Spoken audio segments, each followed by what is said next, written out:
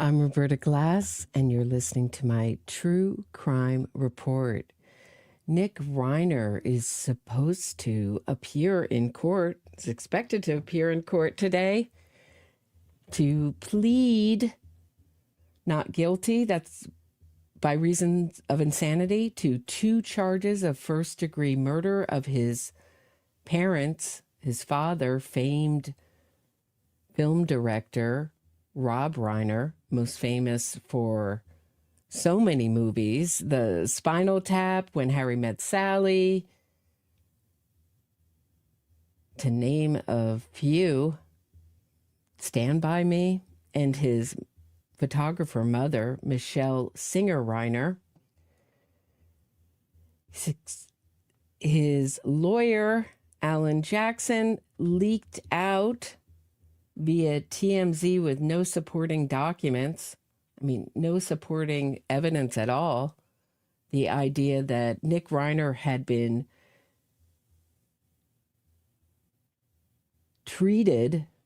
diagnosed and treated for schizophrenia weeks before his double murder of his parents.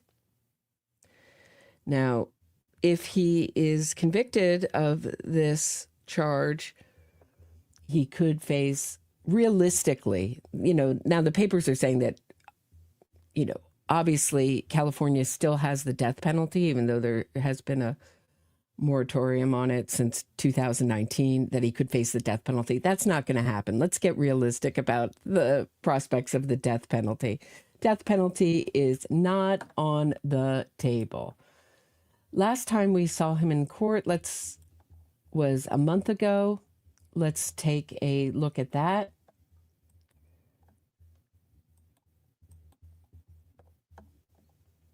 Very short hearing, of which Nick Reiner appeared in an Ending It All suit, what's known as a turtle suit. You can barely see him in this video. Mostly you see his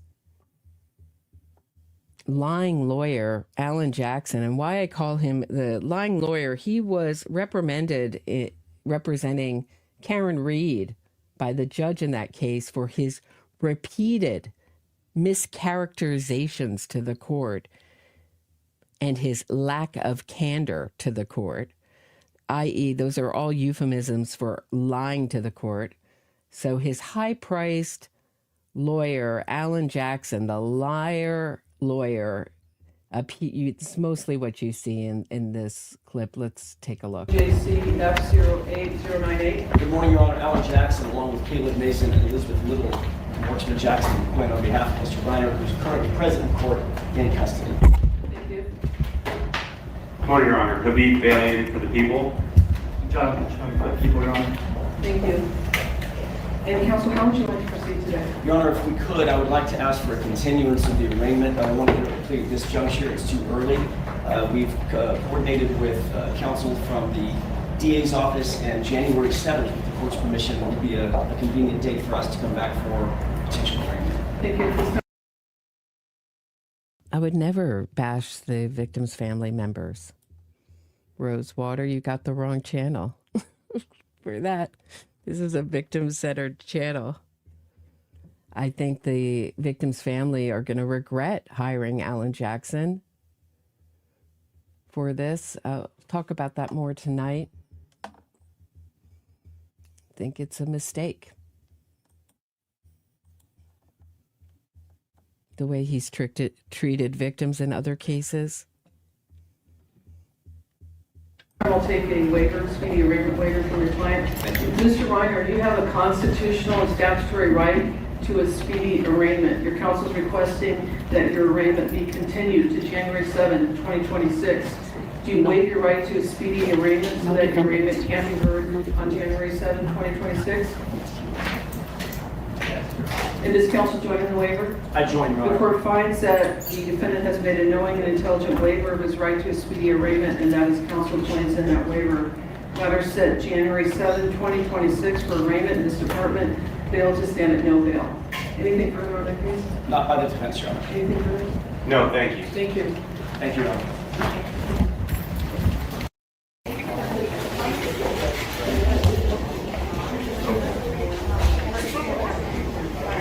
So that was it. He answered a few questions.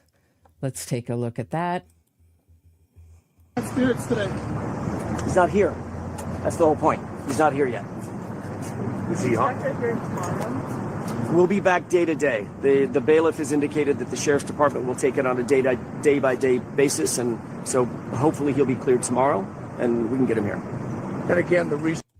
So this is my thought on this, and obviously I can't know because of HIPAA laws, but I would think that the reason that initially this was delayed is because Nick Reiner was going through detox, and you can't give a plea in that kind of state. Reason why not? We're not having it today. Oh my goodness. How many more times do I have to say it? Sorry. Eric, why is he not here today? He's not been medically cleared. That's right. What a showman Alan Jackson is. And you can just see how he runs the court, demands attention. Medically cleared. Correct. Every single inmate goes through a medical clearance before they can be transported to court. Every one of them. Okay. And that's a process. It's just a procedural issue. And he has not yet been medically cleared. So he will be here hopefully tomorrow. Do you mind, can you describe his state of mind at all? He's not here. I understand that. I haven't seen him. At all? No. I'm not saying that. I haven't seen him today. Have you had any communication? I'm not commenting any further than... And often when he did appear, he appeared in a turtle suit, as ending it all suit. And that's often, that you're often put in one when you're detoxing. The procedural issues today. Can you tell us who's detained you? No, as I said, Eric, I'm not commenting any further than the procedures that are occurring today. Yes. Okay. So Associated Press has this view of court. Let me catch up.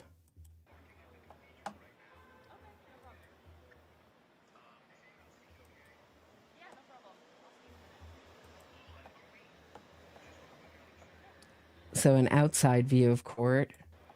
Are they going to let the cameras inside the court? That's what I'm wondering. Are we going to have to wait for reporters to give us a insight into what happened inside a court? I hope not.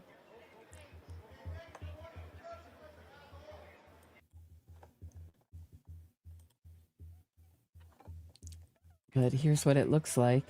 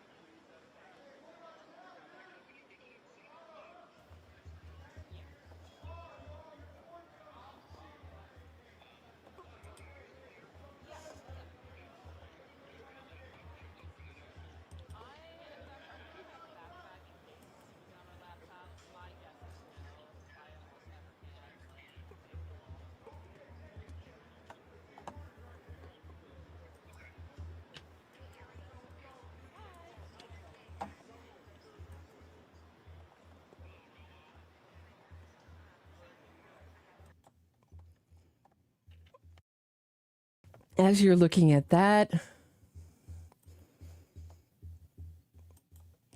I thought I'd read the actual complaint against Nick Reiner. This is linked in this descriptions episode if you'd like to read it yourself.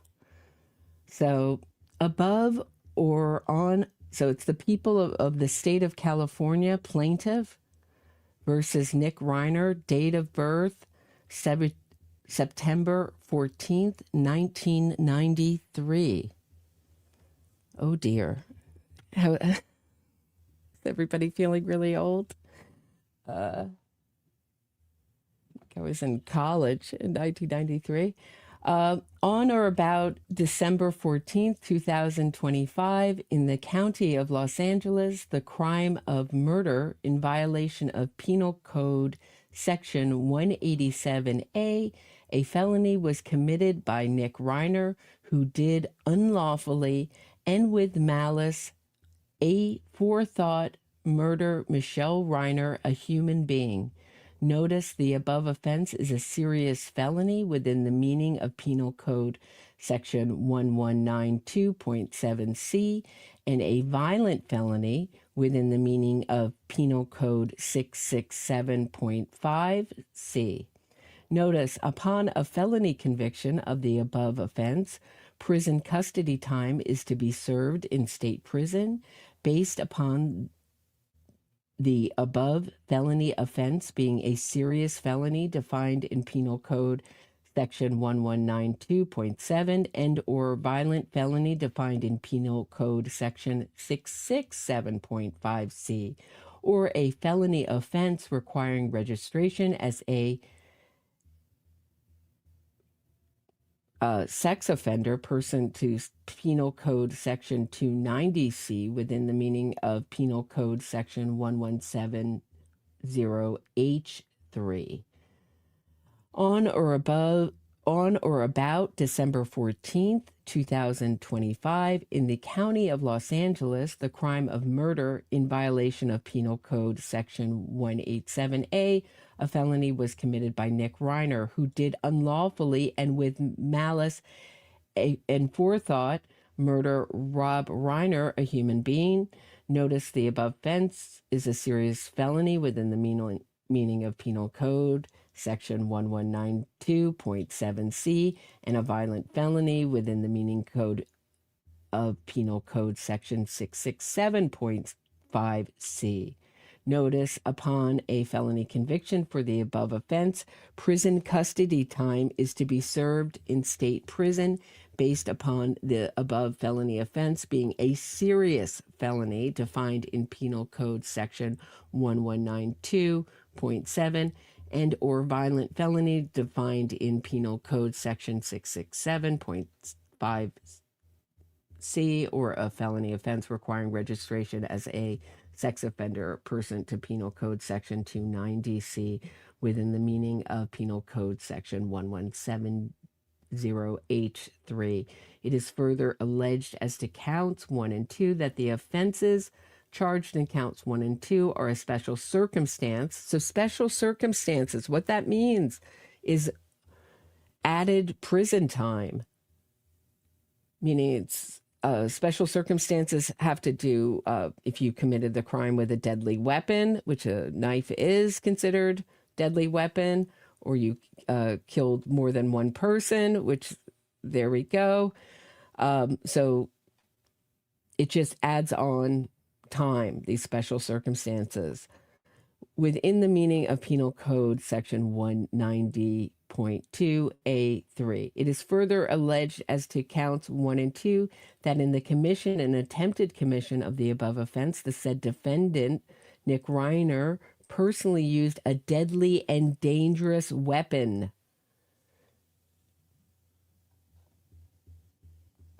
To wit, knife said used not being an element of the above offense within the meaning of Penal Code Section 120.22b and causing the above offense to be a serious felony within the meaning of Penal Code Section 1192.7c23. Conviction of this offense will require the defendant to provide DNA samples and print impressions pursuant to Penal Code Section 296 and 296.1. Willful refusal to provide the samples and impressions is a crime. The people of the state of California intend to present evidence and seek jury findings regarding an applicable circumstance in aggravation pursuant to Penal Code Section 1170B and Cunningham versus California, 549 USA 270. Notice a suspected child abuse report scar may have been generated within the meaning of Penal Code 11166 and 11168 involving the charges alleged in this complaint. Dissemination of a scar is limited by Penal Code 11167 and 11167.5, and the court is required for full disclosure of the contents of a scar. Any allegation making a defendant ineligible to serve a prison sentence in the county jail shall not be subject to dismissal pursuant to Penal Code 1385. Conviction of this offense prevents you from owning, purchasing, receiving, possession, or having under your custody and control any firearms, and effective January 1st, 2018 will require you to complete a prohibited persons relinquishment form pursuant to Penal Code 29810. And this was signed by Grace Thornton, declarant and complainant, and Craig Hum, deputy, and Nathan Hockman, the district attorney. Thank God he's the district attorney of Los Angeles now and not George Gascon. Okay, and his booking number is 714444668. So let us see what this is not set to start for another half an hour.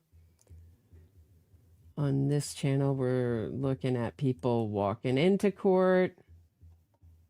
I can. So much interest, of course, by the press in this case, considering the victims. I mean, the Reiners are a beloved Hollywood family. Rob Reiner has made so many movies, and before he became a director, was an actor in All in the Family, which was legendary, groundbreaking TV show. Nick Reiner has no such accomplishments. Didn't even graduate high school. Never got his GED. Had one short stint as an intern.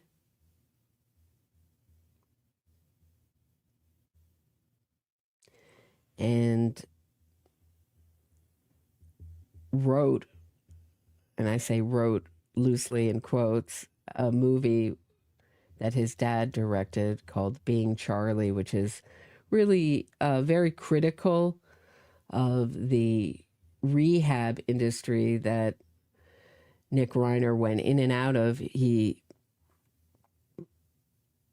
was in and out of rehabs from age 15 on, is what I've read. Many, many different rehabs.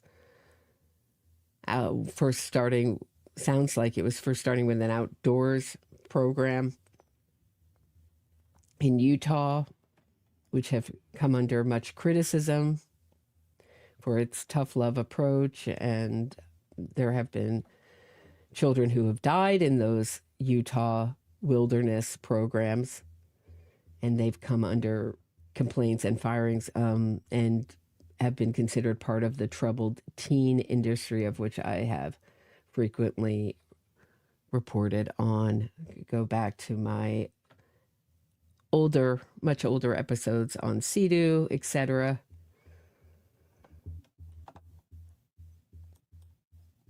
And Kids Inc. in the lawsuits, the successful lawsuits against Kids Inc. that shut that down. Kids New Jersey, I think is a better description of that, of what that was before it closed. All right. ABC News writes, Nick Reiner expected to enter plea in stabbing deaths of parents Rob and Michele Reiner. Nick Reiner is expected to appear at an arraignment on Wednesday, that's today, to enter a plea in the murder of his parents. Renowned director Rob Reiner and his wife Michele Reiner, the 32-year-old, faces 2 counts of first-degree murder with the special circumstance of multiple murders. Okay, so that's the special circumstance in this. Nick Reiner made a brief first court appearance on December 17th and waived the right to a speedy arraignment. Since his last appearance, sources told ABC News that law enforcement and defense attorneys have been working to piece together Nick Reiner's psychiatric and lengthy, that's mean, not the ABC News, but it's a lengthy substance abuse history. Legal experts say California laws allow defense attorneys to signal as early as Wednesday's hearing whether they will seek to use mental health in their defense. Expect it. And our press has just accepted this without any proof of any kind of mental health problems. Nick Reiner has a documented history of addiction and substance abuse treatment. That's true. And friends have told investigators that his mental health has been deteriorating prior to the murders.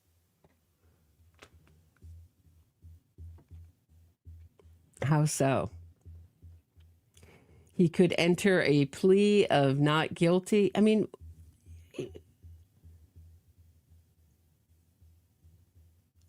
drugs are what they seeing is, the effects of, irritation. If you're using stimulant drugs, can cause aggression and irritation. But what we're seeing is the normalization of murder. Everybody wants to understand why he did this. And there really is no, in my view, rational reason to murder anyone. An understandable reason. He could enter a plea of not guilty by reason of insanity Wednesday, though that could also come later. Under California law, a jury can find a defendant not guilty by reason of insanity. This is what the family wants. They want to spare Nick Reiner a life in prison and instead have him spend his days in the comparably cushy confines of a psychiatric unit, a criminal psychiatric unit.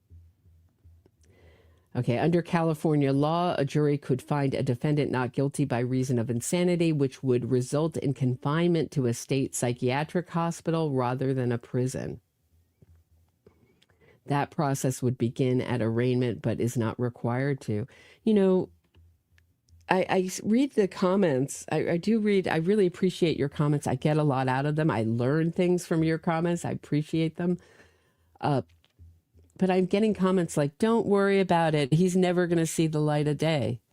If you've been following the exoneration movement and the pro-killer, I would call it the pro-killer movement, the what they call mass incarceration, anti-mass incarceration movement that really wants to get out as many prisoners as possible and have them do the least amount of time. I mean, this is what they said about Morgan Geyser. And she got out to a halfway house against the protestations of the prosecutors in that case, and then left that halfway house. I don't know what else to call it, but a halfway house.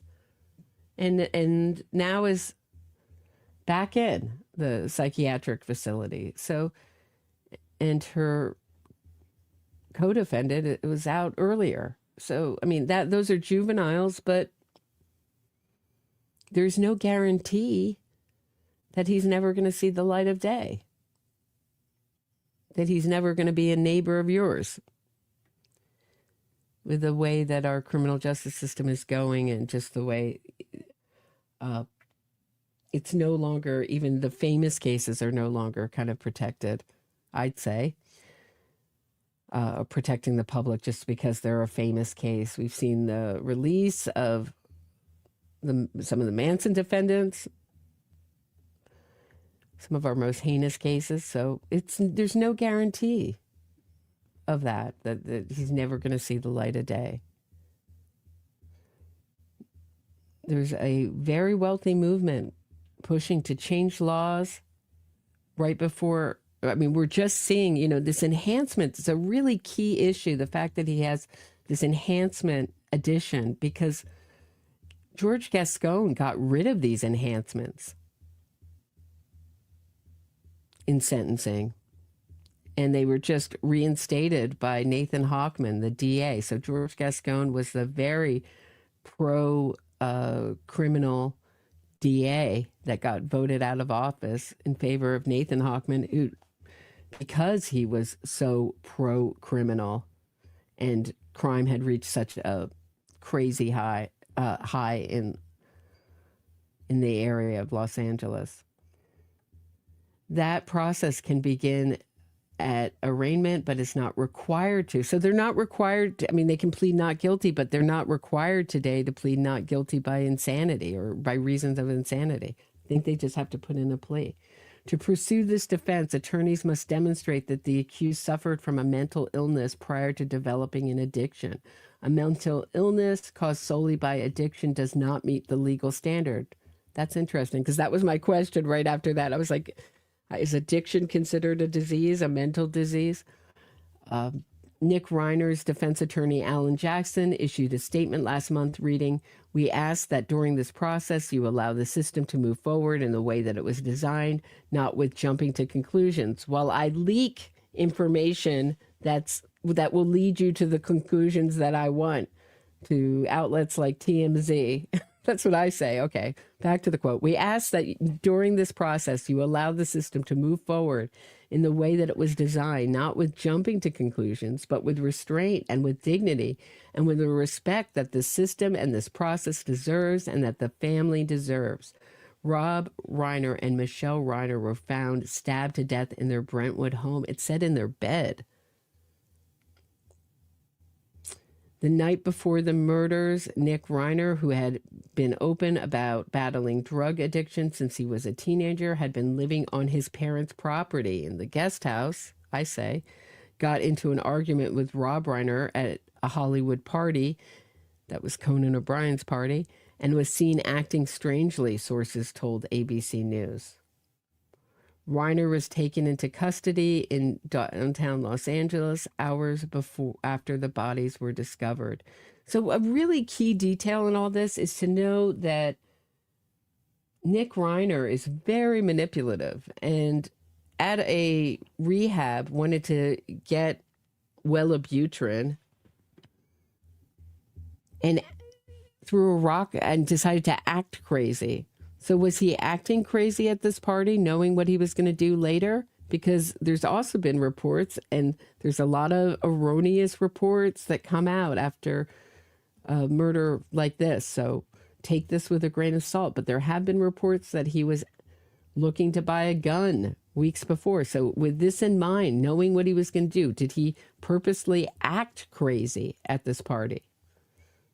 This is Hollywood. This is a manipulative person. Let's try to keep in mind that acting could play a role in this. Nick Reiner was taken into custody in downtown Los Angeles hours after the bodies were discovered. Rob and Michele Reiner's other children, Jake and Romy Reiner, said in a statement last month, "Words cannot even begin to describe the unimaginable pain we are experiencing." It never ends. They are sentenced to a life sentence of grief, Jake and Romy, thanks to their brother, Nick Reiner, and his double murder of his father, Rob Reiner, and mother, Michele Singer Reiner. Never ends. The horrific and devastating loss of our parents, Rob and Michele Reiner, is something that no one should ever experience. They weren't just our parents, they were our best friends, they said. We are grateful for the outpouring of condolences, kindness, and support we have received, not only from family and friends, but from people from all walks of life, Jake and Romy Reiner said. Now we ask for respect and privacy, for speculation to be tempered with compassion and humanity, and for our parents to be remembered for the incredible lives they lived and the love they gave. I'm going to talk about compassion and empathy and humanity tonight, and the exploitation of those emotions.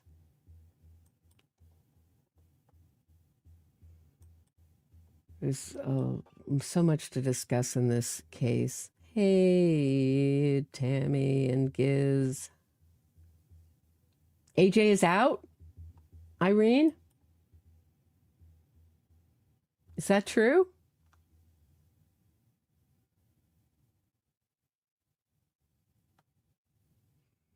Do you mean he's out, thrown off the case? Or is he can't be thrown off the case. Is that true?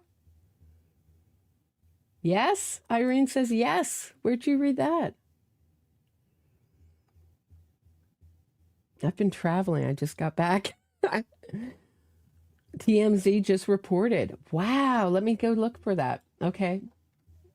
We're just waiting. We got 15 minutes left. Wow.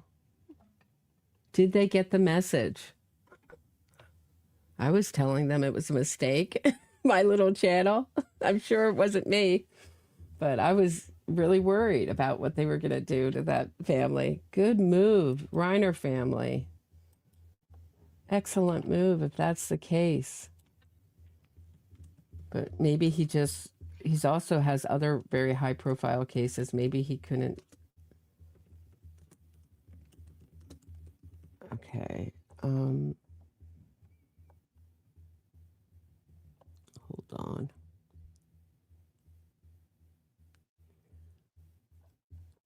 I hate this AI feature.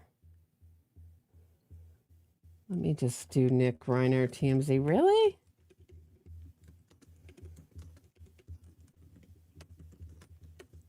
Are you pulling my leg? That would be a good move if that were to be true.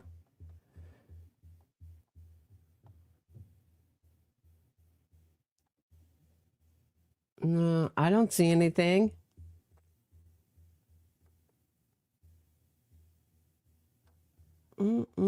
Send it, put it in the, I think you can link it, Irene, link it in the comments because I can't see it. Everybody else says no. No, he's still finding out. I think they'll find out. It was just now on TMZ. Well, we'll see. We'll see who represents him in court. But I would think it would be Alan Jackson.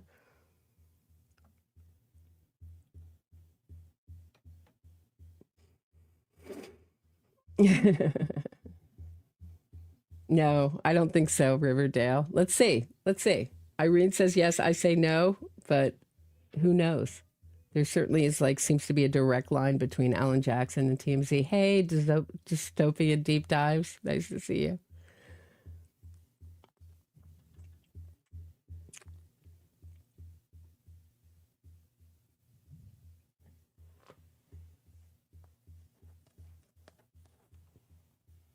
This is just not, I think it's such a mistake for this family.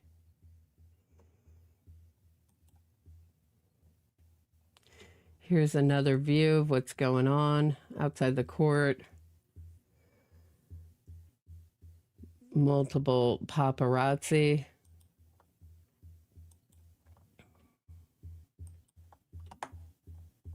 Let me see.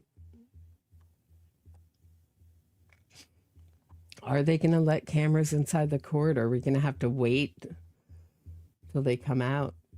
That's what I want to know.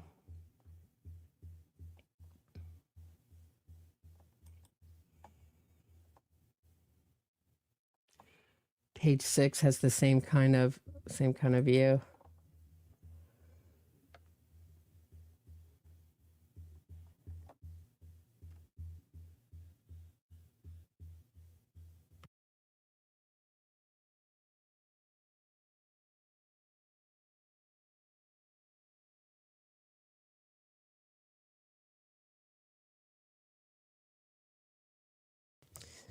So Halib Balian, who prosecuted Robert Durst, did the great closing argument in that case with DA John Lewin, who's friend to this show.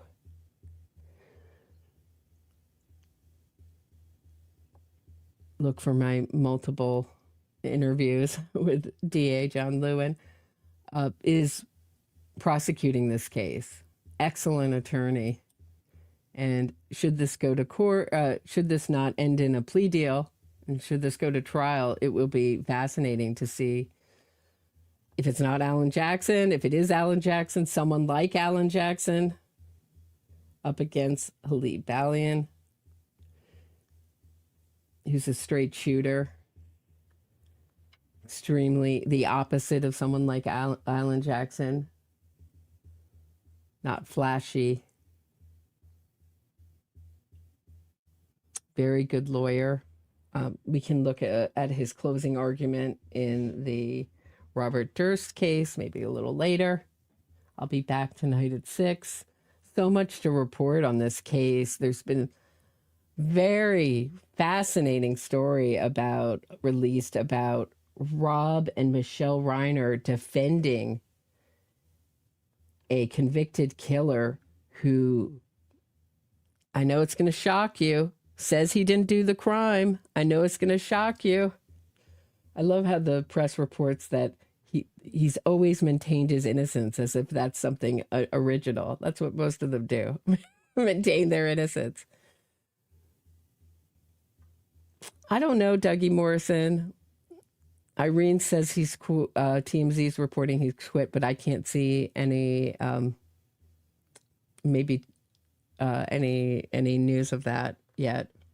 We'll see who shows up representing Nick Reiner in court, or we'll get reports afterwards. I hope they're going to would think they would let cameras in. I mean, this is Los Angeles, right? They're famous for having cameras in court, but I'd be shocked if they didn't let cameras in court for this. We got 15 minutes to go. It's or a little bit less. We've had 7 minutes.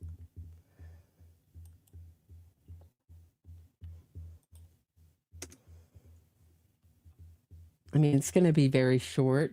It's really just putting in your plea. And what we're expecting is a plea. Here, watch live from outside the Los Angeles court. So I don't think they're going to allow cameras in. Wow, shocking in Hollywood. So we're going to have to get reports. It's going to last about 5 minutes.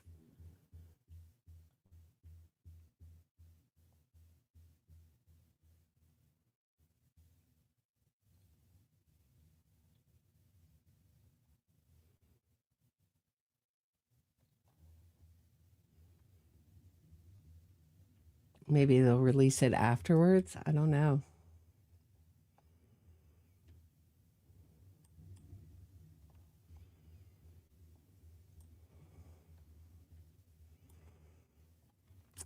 Let's see.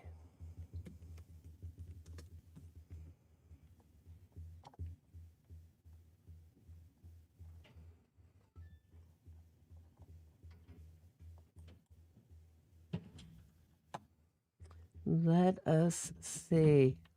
Hold on.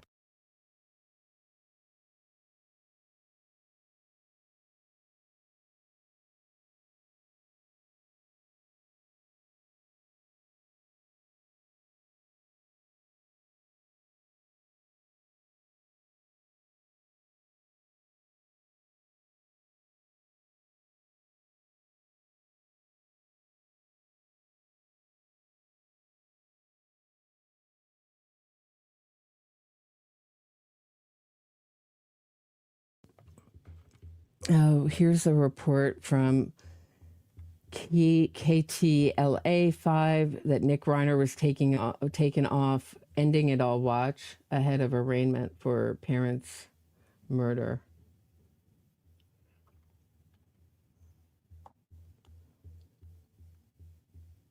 So you would think he would be through the worst of whatever detox he went through. Certainly a change for him. Nick Reiner has been to the cushiest detoxes and rehabs that this country has to offer. But it doesn't look like they're going to let us inside the court. Hold on one second.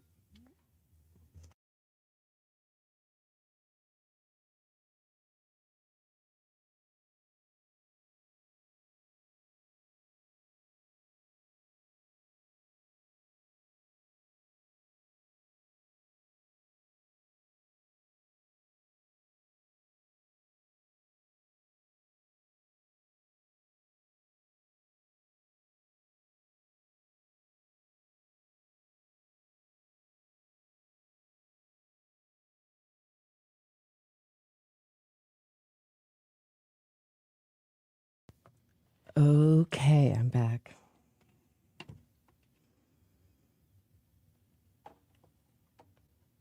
What are we? I guess we're going to just look at people walking into court. Wow. Oh, there's Alan Jackson. So no, Alan Jackson is not off this case. There he is, walking into court. Whoop, hold on. Let me share this tab. Do you see him? I can go back a little bit. Let's go back 2 seconds so you can see it. Go forward. I would think that this would be crazy crowded, especially if there's not cameras. There comes the big guns. Mr. Hollywood, the lying lawyer himself, Alan Jackson. Yeah, I don't think Romy and Jake are going to get, Reiner are going to get sense anytime soon. There he is. Mr. Hollywood. And there's his, do you see the, there's his, I guess he's like an intern now with Alan Jackson. He was studying to be a lawyer, and he was like the exhibits person in Karen Reed case is right behind Alan Jackson. Do you guys see that? So if you're a lawyer, you tend not to, you just have to show your past. You tend not to have to go through all the metal detectors and all that stuff. You tend to just have to show and you get waved right through. But at least in New York. But maybe he has to go through security the same way other people do. Oh yeah, he does. He was going through security. This is all security. New York City has the same kind of security. In the Nexium case, Nexium guru Keith Raniere had 2 different security checks. So you went through one, like the general security check, and then there was one right outside the federal courtroom. It was wild. I was there when a journalist tried to sneak in a tape recorder right in front of me into the first day of the Keith Raniere's trial. That didn't go well. Very nice and efficient security guards in the Brooklyn Federal Courthouse. But yeah, I guess they're going to keep us outside for this. Kind of a bummer.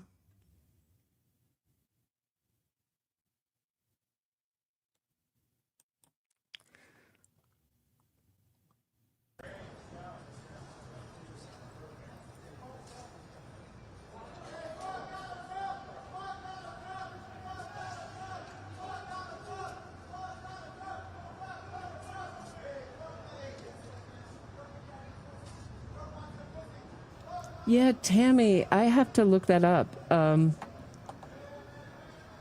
think he's in the same, I get confused because there's so many names I think he was in the same jail as Keith, but I may be wrong. There's 2 jails with like very similar names in New York that I get them confused. But I have to look up the judge. The judge has been released in the Maduro case, and I'm confused whether he's going to Brooklyn or whether he's going to Manhattan. I would think Manhattan, but I don't know.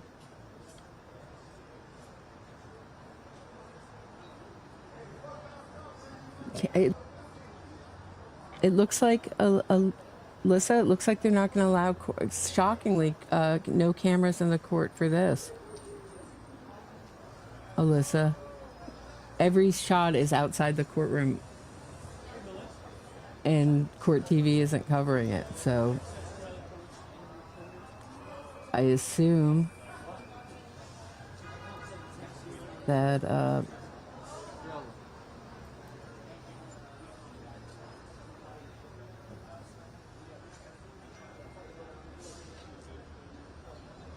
someone just wrote front doors are boring. I agree with you.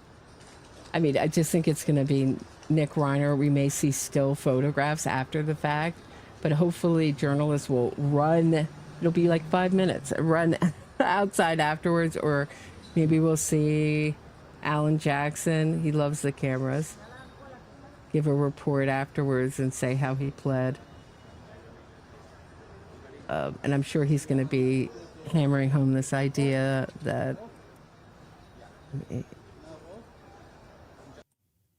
he's mentally ill.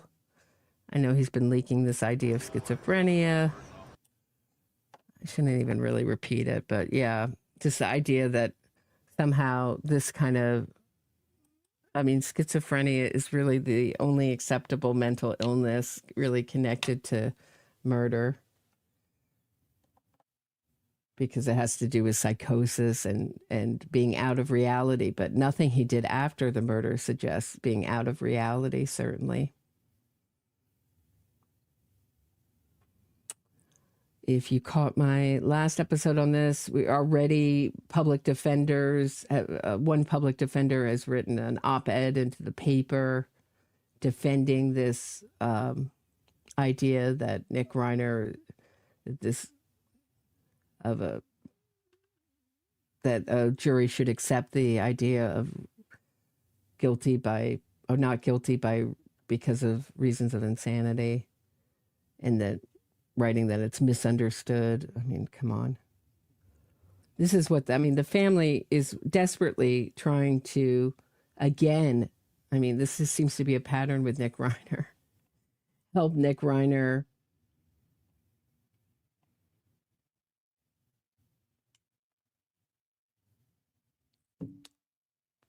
shield him from responsibility for his own actions. And, is this really compassion? We can talk about that tonight. I mean, is this really the most compassionate thing to do for Nick Reiner? I mean, sometimes there is a thought that there's nothing they can do to help Rob and Michele, and this is what they would have wanted. And certainly Rob and Michele had befriended what seems to be a dangerous, convicted murderer with a really good line and even a full production, a full, fully produced stage show to aid his, what I'd call an innocence fraud campaign. And the Reiners seem to embrace this with no skepticism. And neither is the press. I mean, when they write about this killer and their, adoption, this killer who got his sentence commuted from death sentence. So we'll let you know that it's one of our more heinous crimes that he did. Because he was 17, he was a juvenile. There's such a push to release juvenile offenders due to this kind of brain overclaim syndrome. So he got his sentence commuted from death to life, and the Reiners befriended this killer and considered him like a son. And Rob Reiner looked like he was fully on board with trying to get this killer released. And saying that even though the killer admitted to shooting a gun, he says someone else is responsible for the death of the victim in that case. We can go into it tonight. It's a little bit of a complicated case involving drugs. So much propaganda. Hold on, let me see. Yeah, kind of boring. Everybody's inside, same view. Pretty much every channel has the same view. Page 6, same thing. Guy in the orange shirt. We're going to just have to wait till they're out of court. Doom, doom, doom, doom.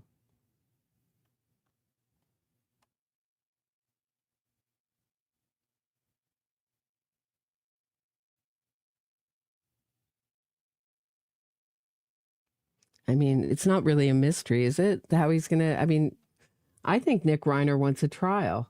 I think he wants a trial to drag his parents through the mud with all sorts of allegations and make himself the victim. I mean, this is the only thing he's really ever accomplished in his life, aside from the movie his father directed, that he was alleged to write, which I think Rob Reiner wrote most of that. I mean, if you know Rob Reiner's work, it certainly sounds a lot like Rob Reiner and not much like Nick Reiner, if you've heard his many interviews on the Dopey podcast.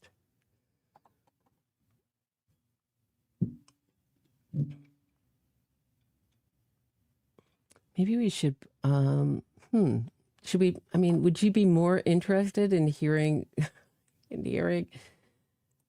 Nick Reiner talk? I don't know. Would that be more interesting? I wonder if I could keep, I wonder how I could do this. Spare the rod, spoil the demons. Funny, Tater. Thanks for moderating.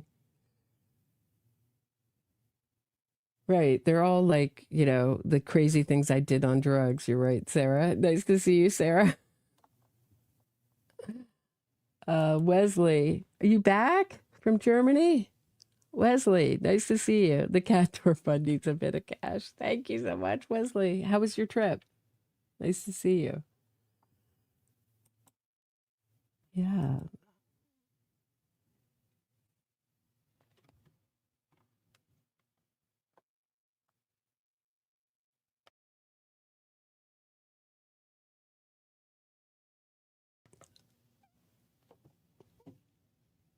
You think he's coming in, Irene, to I don't think so. I think I think he's going to stay on this case, Irene. It's too much attention, right? They must run in the same circles, the Reiner and Alan Jackson. Alan Jackson ran for DA and lost of Los Angeles. Hey, Julia. Thanks so much. Very kind of you. Gifted 10 memberships. They will be handed out at random. I appreciate that, Julia.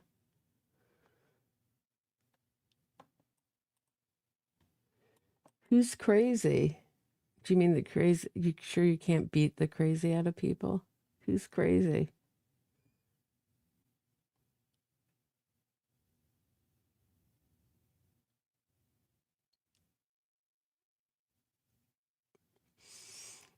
Yeah, I don't know. I really think the Reiners tried everything. But you can really see their worldview when in these, and their lack of skepticism.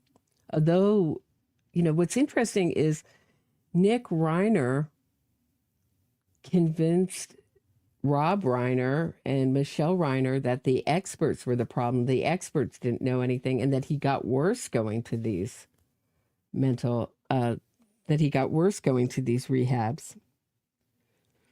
because he didn't want to keep being shipped to rehabs. And when he was asked on the Dopey podcast what he regretted, he had a hard time coming up with anything. He said he regretted blaming his addiction on his parents. But he blamed it. But he said that if he hadn't advocated for himself, he would have been shipped off to more rehabs. Hey, Tammy and Giz. Welcome back. Thank you, Tammy. I appreciate it. Sorry, I missed that, Tammy.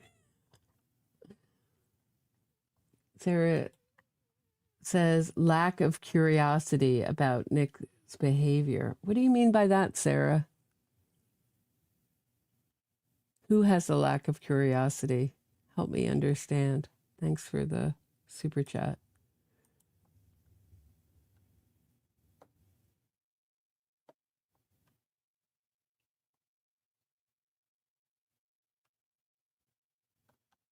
The parents, Sarah says.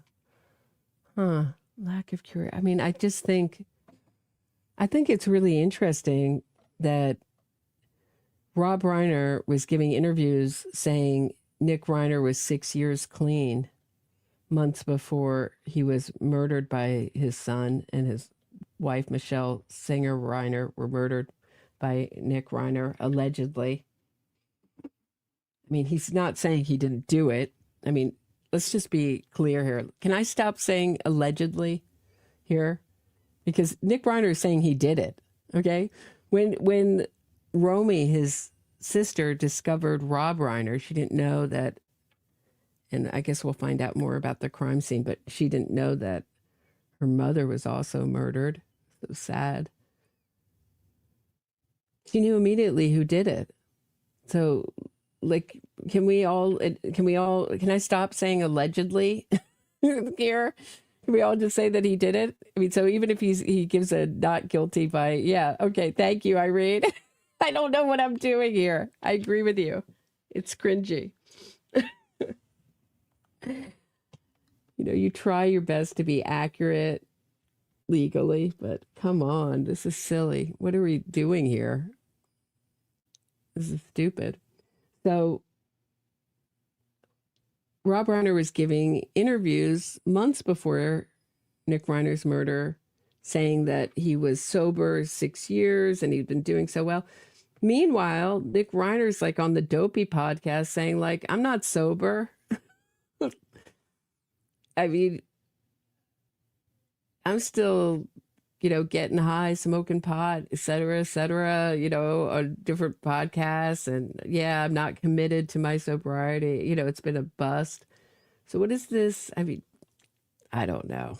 It just seems like, I know it seems like he was saying things publicly that he knew not to be true, not for any nefarious, evil reason, just out of him. He wanted his movie to have impact, and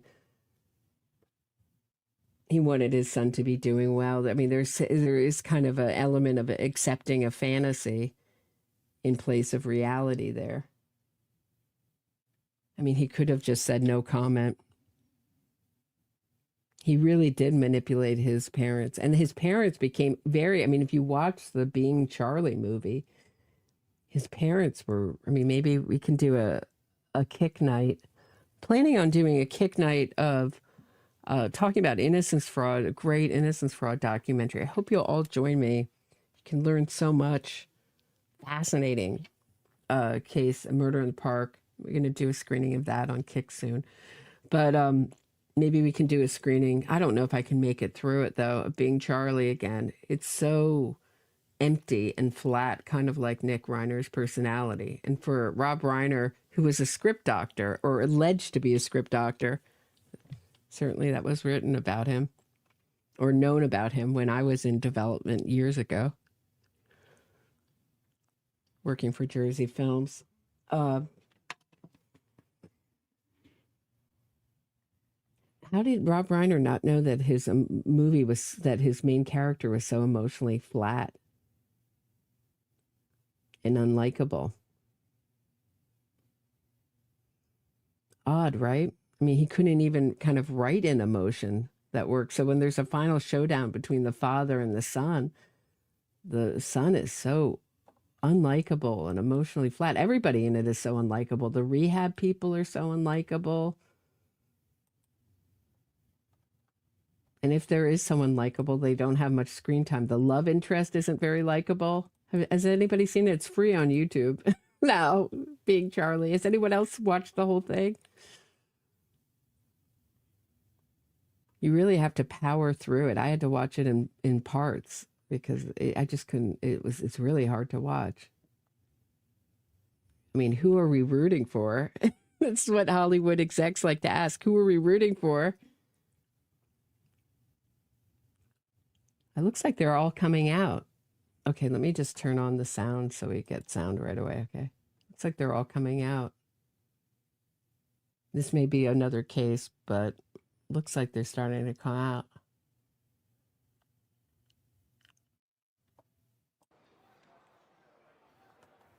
I would think that they would be out soon if they're not already coming out. I wouldn't think this would take more than a half an hour. So it was set to start at 11:30 our time, Eastern time, or 8:30 California time.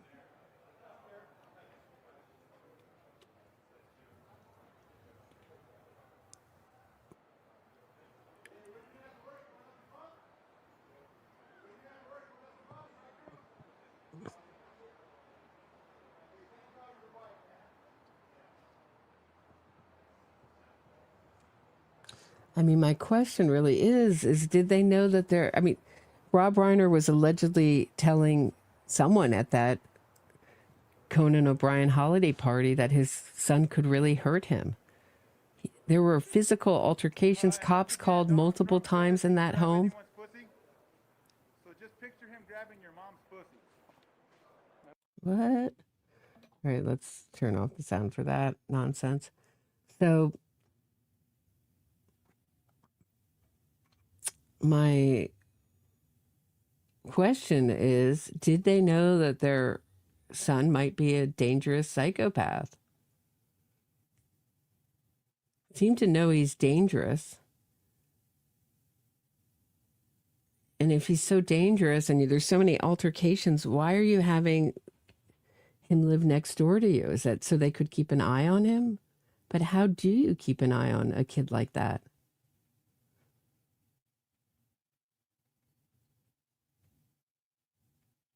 I mean, at one time, Nick Reiner talks about having a full-time sober coach, I guess, interventionist with him. I don't know, traveling with him. I don't know if he was traveling with him to another rehab. And he says he OD'd on cocaine on a plane with that interventionist with him. So, I mean, I'm just curious what you guys think would have been the right thing to do in this case. What do you do with a son that's physically violent and dangerous? But I think that the Romy and Jake Reiner's choice to hire Alan Jackson and get the least consequences for their brother is very telling. It really, I mean, to me, it really represents a kind of outlook of the world that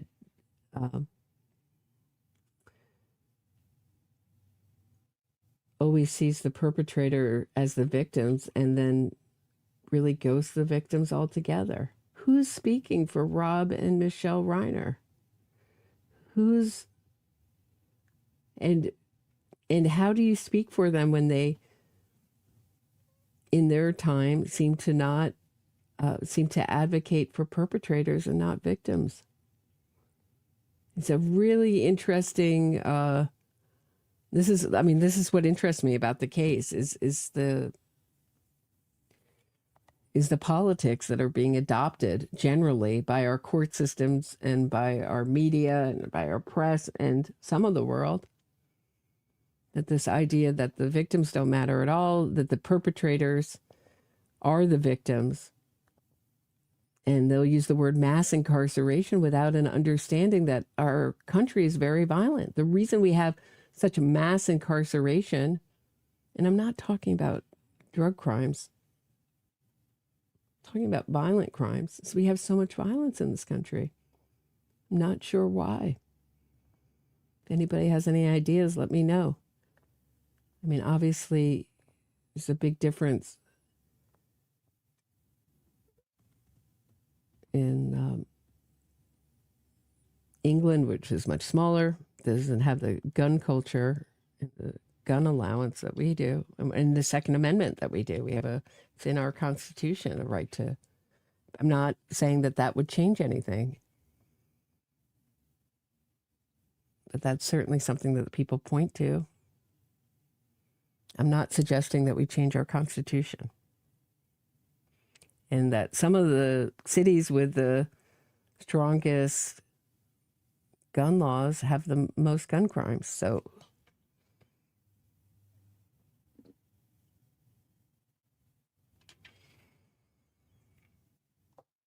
look at Chicago.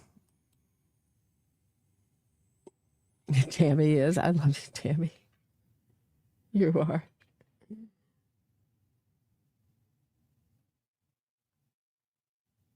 I just don't know. Yeah, and then there's a knife stabbing problem, right? Yeah, it has the knife culture, right? Exactly. Exactly. I don't know. I'm not smart enough to fix it, guys. I'm not smart enough to fix it. Right? Right. Isn't it strange when when victims' family members do this? I think they're going to regret it. Also, you know, they're asked to make decisions at a time when they're grieving. I have an awful feeling the sealed autopsy is horrible.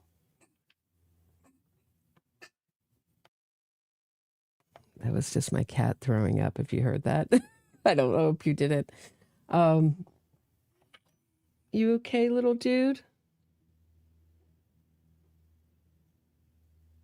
Hope he's okay.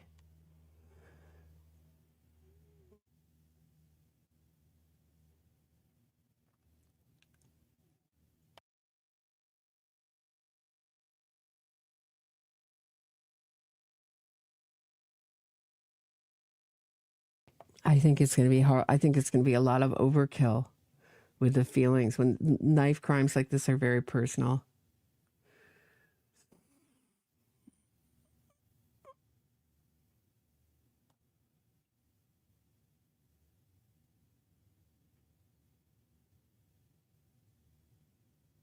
Tiger just found out KR was going to show up. Did you? That's funny, Wesley.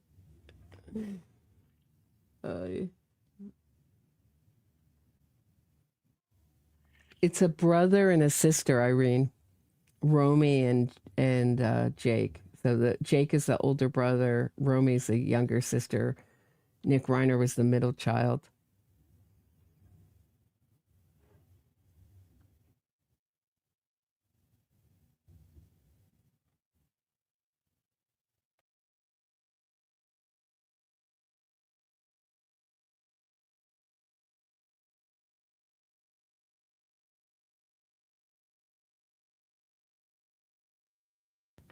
Julia writes, I think it happens when there's no respect for your life, when God is not a part of your life, and no two-parent homes. This was a two-parent home, a strong two-parent home. Apparently, Michele and Rob Reiner's marriage was very strong. Yeah. I don't know. The way I see it, the more it looks like, I mean, just the more it looks like to me, just I've listened to so much of Nick Reiner talking on the so thankful for those dopey podcasts that give you some insight into his personality, into his flat affect and his totally repellent personality. But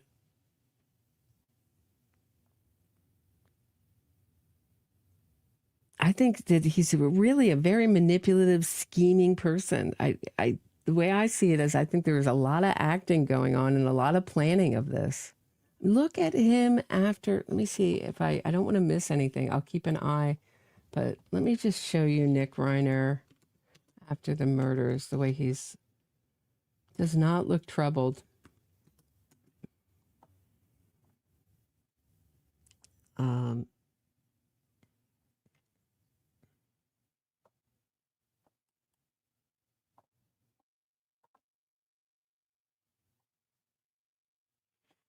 News Nation has a feed that looks like this. Like, wait, let me just show you real quick. Like that. When feed becomes available. I don't think it'll ever become available. I think if there is a Court TV, looks like this.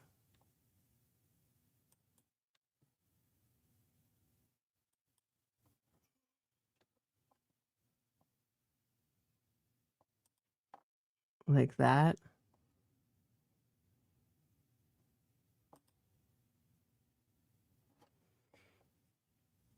Um,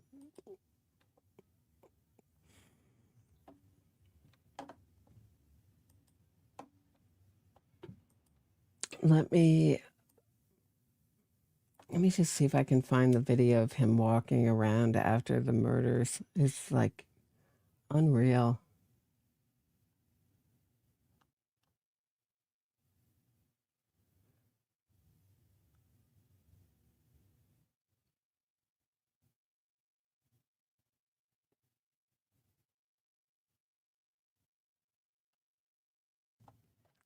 Is anybody getting sick of these AI created videos on YouTube? Because I'm so over them. I'm so over them and their clickbaity titles that say nothing. It's just like listening to nonsense, total nonsense. Ay, ay, ay.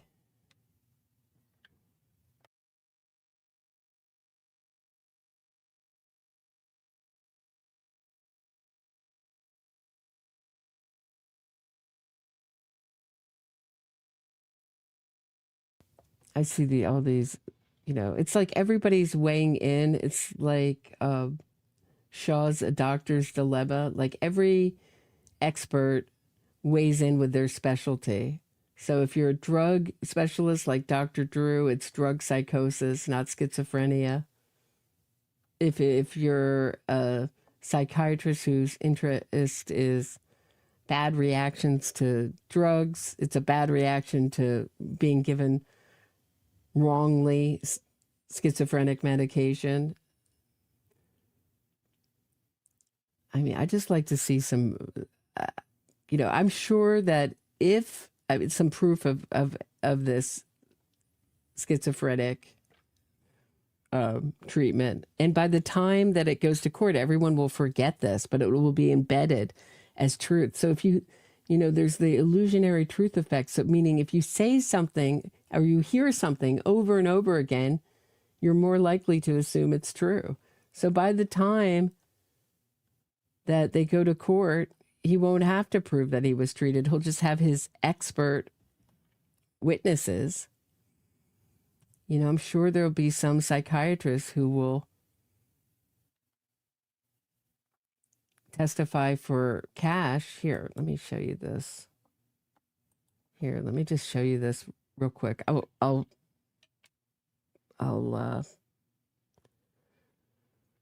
move back to the front to the court real quickly, but check out Nick Reiner. Closing in on Nick Reiner just hours after his parents, Michele and Rob Reiner, were found dead in their home. This new video showing his movements inside a convenience store moments before he was arrested.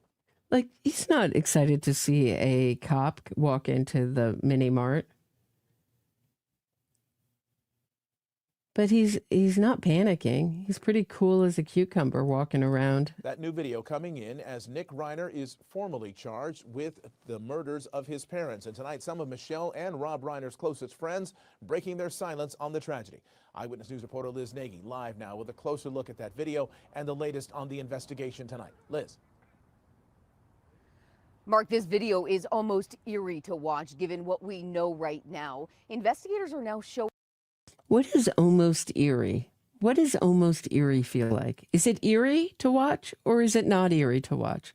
Because I don't know what almost eerie is. Anybody have a clue? Showing us this video of Nick Reiner as he was in the hours just after they say he killed his parents inside their own home. Take a look at Nick Reiner's movements, his demeanor, and what happened just as police closed in on him. Nick Reiner's escape ended the second this LA police cruiser rounded the corner and blocked him in on a sidewalk Sunday night. Zoomed in closer, you see officers hop out, guns drawn, and Reiner's hands instinctively shoot into the air. He was found with good, solid police work, investigative tools used by robbery, homicide, and gang and narcotic division detectives with the U.S. Marshal Service Task Force involved as well. Surveillance cameras from an Exposition Park convenience store show Nick Reiner wandering into the parking lot Sunday night with a distinct gait, red backpacks. Chill as hell. Chill as hell. He's not hiding out. He's a little thirsty, you know. After murdering your parents, you might get a little thirsty. Unreal. Unreal, the coolness. He just took a shower in a $400 hotel. Now he has a change of clothes, but he's apparently mentally ill, right? Doesn't know what he's doing. Slung over one shoulder. Inside the store, Nick Reiner grabs a drink and gets in line, nervously shifting from foot to foot, head on a swivel. This man, who appears to be a law enforcement officer, enters the store. Yeah, you'd be nervous after you committed a double murder to see a cop. But before that, you know, he shifts his weight. Is that nervously shifting his weight? Or is he just shifting his weight? I don't think he's delighted to see a cop. But look how we project our emotions onto a video. This is the moment Nick Reiner appears to stare face to face with that law enforcement officer, stutter-stepping and maneuvering to not so subtly avoid him. He just tapped his foot in front of the other. He's like, how fast can I buy this drink? Should I abandon this process to get away from this cop? But I'm really thirsty. Nah, I'll just, got to get my drink. As he walks out, a monitor above Reiner's head reads, paid for with the victim's money. This whole defense is paid for with the victim's money. Recording in... Which is, again, there is a California law against it, but doesn't look like the victim's family members want to apply that law. I'll just be kind of bouncing around and keeping tabs. I think this may be more interesting, visual view than court TV. Will be right back. I mean, they're waiting for, I think, the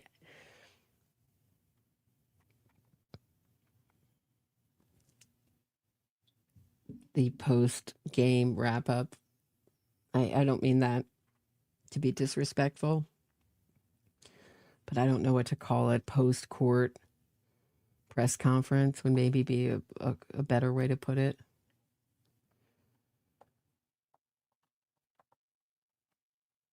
But I mean, I was shocked by those views of Nick Reiner. He's just like, right. He's on a score. Right. Exactly, Patricia. Exactly. He's scoring by the park. Known drug spot is my understanding. Correct me if I'm wrong. All paid for by his parents' money. I mean, this is a guy who never earned any money besides from his dad. And, selling his screenplay to his dad, whatever that looked like. I'd love to see. Originally, it started out as a short film, a short comedy, and his dad fleshed it out into something bigger. So I'd love to see what the original short of Being Charlie looked like and how it turned into Being Charlie, which is really Rob Reiner trying to give his son some direction.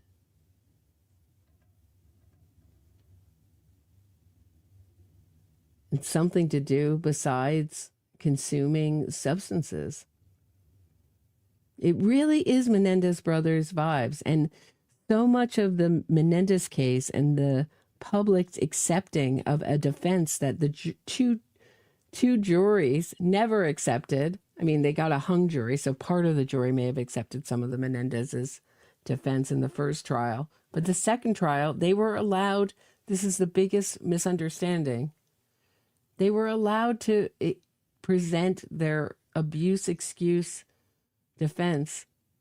And if you read the Menudo member signed affidavit, it is so wild.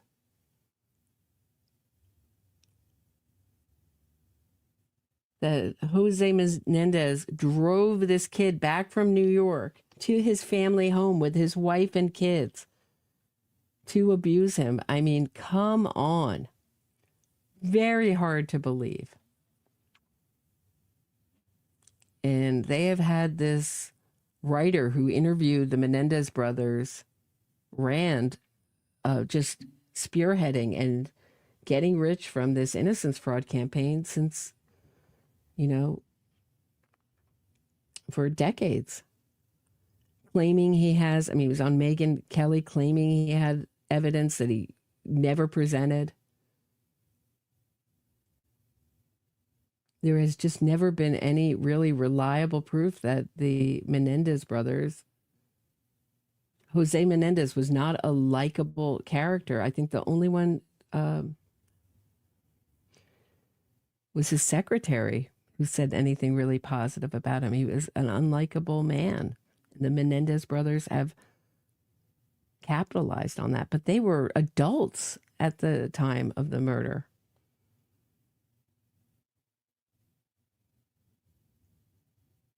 And instead wanted their parents' fortune, then went on a spending spree. And, Menendez brothers supporters will say that was a normal spending spree. Where? Show me where they ever had access to that kind of cash before the murders. It was not normal. Right, the toupee, that was an invention of the defense, that was where all the family secrets came out, with a unveiling of the toupee. Nobody knew, like nobody in a family would know that Lyle Menendez just all of a sudden got a thick head of hair from having thinning hair to a thick head of hair one day. I mean, come on.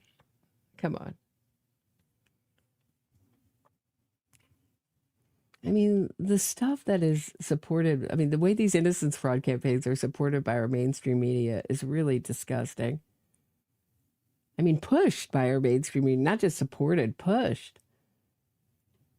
The majority of the stuff you're going to view and find on YouTube and on the internet in general is all about how the Menendez brothers, they need to get out. And things like the interview with the prison guard who says these guys should never get out, they're dangerous, is buried. Interviews with John Lewin saying, don't let them out. The majority, they'll say, well, the family members, and this is, I think the Menendez brothers is an interesting case because the family members, and a lot of them are really distant family members. Some of them are so young that they barely knew Jose and Kitty Menendez, who've been advocating for Lyle and Eric Menendez. Whereas Kitty's brother has always opposed it. They say, well, the family's for releasing them. That's some of the family.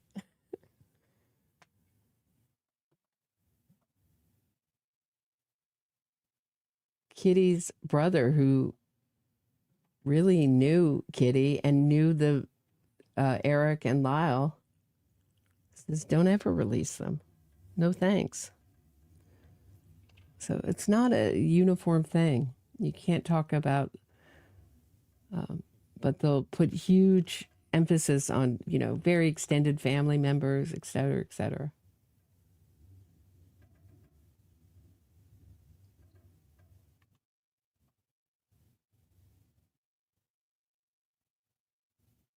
You're done with KR. It's hard to take. It's very sad. I think I'll be dipping into it, Debbie. Unfortunately, you don't have to watch, but I'll be dipping into it from time to time because the civil case is still going on. But I just think by the characters that the witnesses have attached themselves to, I don't think they have a good shot in the way they're comporting themselves. And I don't think the family members, I don't know how that they're going to, this could go on 10, 20 years. I don't know how they're going to pay for their lawyers for that long. And Karen Reed just keeps gaining strength. We have the TV movie, which is pro-killer, innocence fraud media coming out on the 10th. It's just, yeah, I know. I lost years, years, but that's par for the course. Yeah.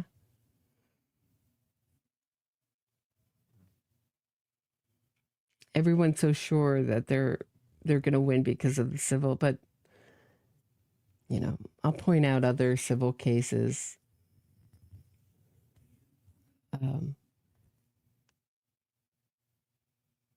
Our civil courts are very easily manipulated, and our criminal courts, which are not as easily manipulated, Karen Reed's already manipulated it. So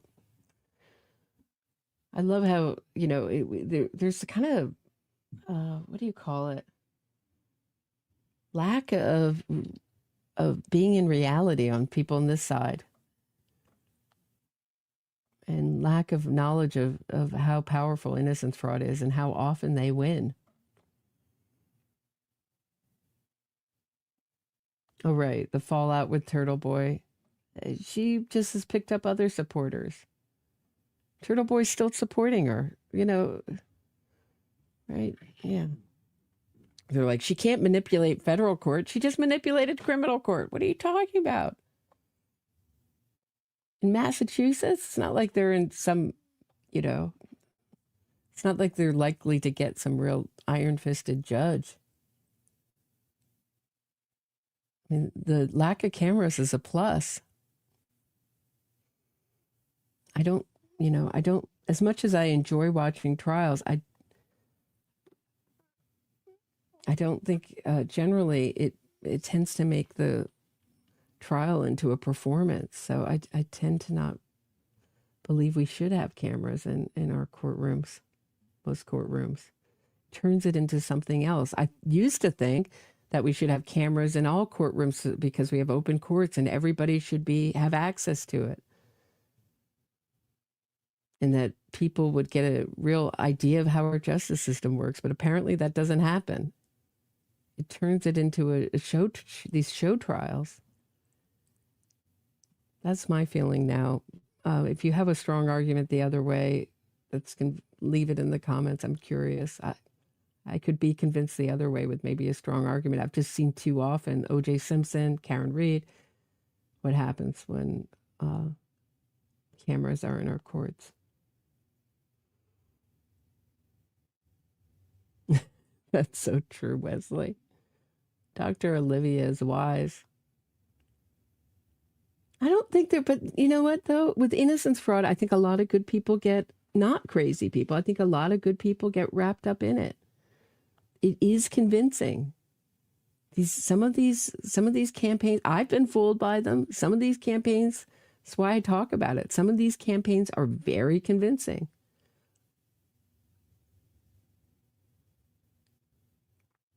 Richard Glossop, West Memphis 3, Paradise Lost movies. Has anybody seen those quote unquote documentaries? I call them more like mockumentaries.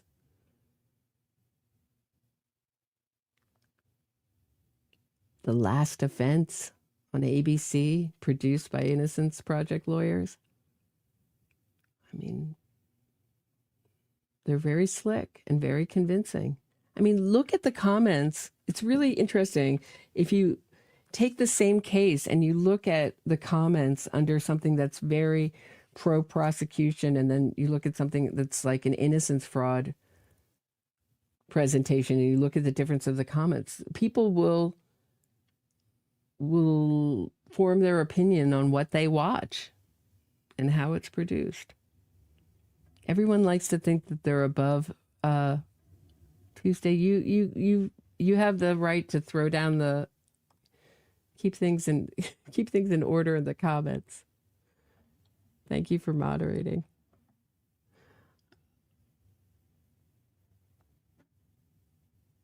But everybody thinks that they're not going to be swayed by propaganda, but we certainly are swayed by propaganda. All of us are, including me still. Making a Murderer, great example. So much of it. Netflix is just keep producing one after the other. Did a whole thing, I forget what it was called, like the Confession Files or the Confession, all on alleged LOL false confessions.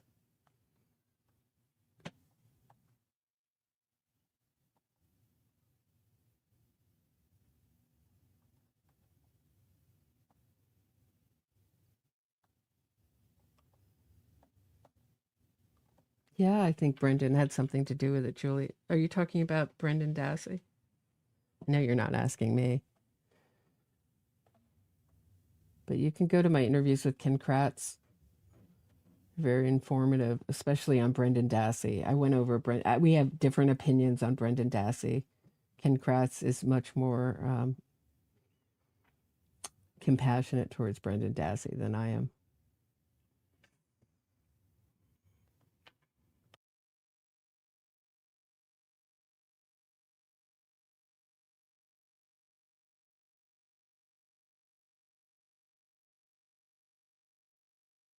I mean, Brendan Dassey had the, like, you know,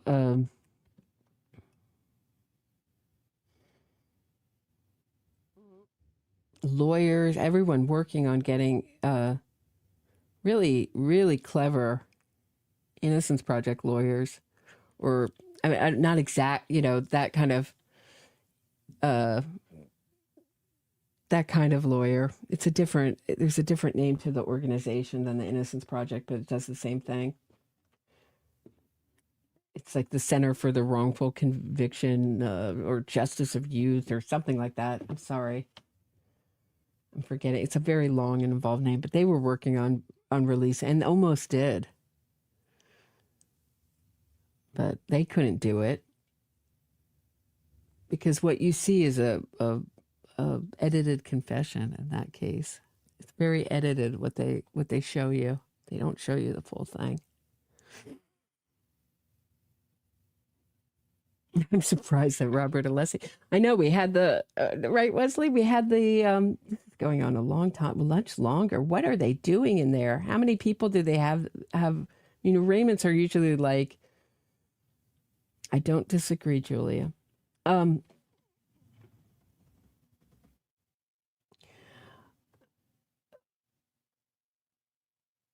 I think he would admit to his narcissism. But he does know the case very well. I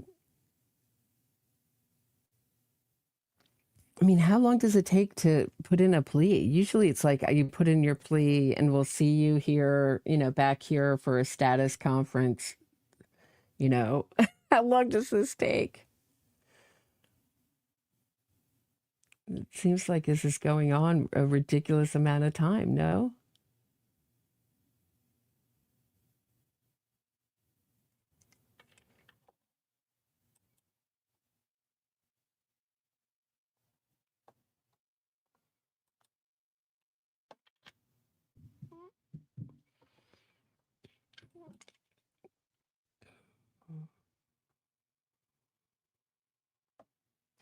NBC has already ended it, I think, right? 5 minutes ago. They ended it. They're like, we're done. So I guess we're just waiting for Alan Jackson to come out.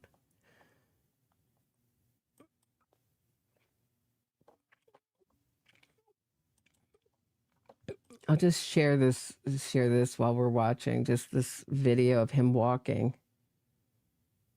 He wears his sunglasses at night, Nick Reiner, apparently. Was he wearing? But then it doesn't look like he's wearing anything there. From behind, it kind of looks like he's wearing sunglasses. Am I wrong? Am I wrong about that? Doesn't it look like he's wearing sunglasses from behind? I guess this has just been copied so many times, it's really hard to see. But does he look like he's, like, extremely nervous?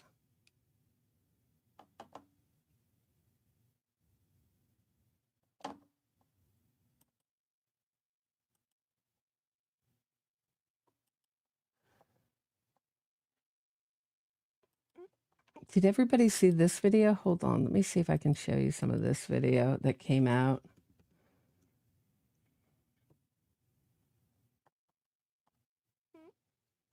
One second.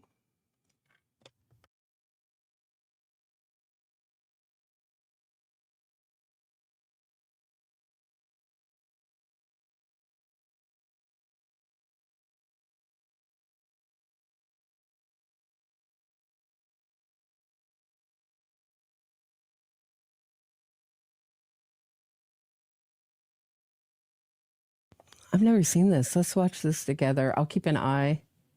I have the sound open, so on the other tab. So I've never seen this interview. This is a Being Charlie interview. This is from the Hollywood Reporter. Let's take a look together.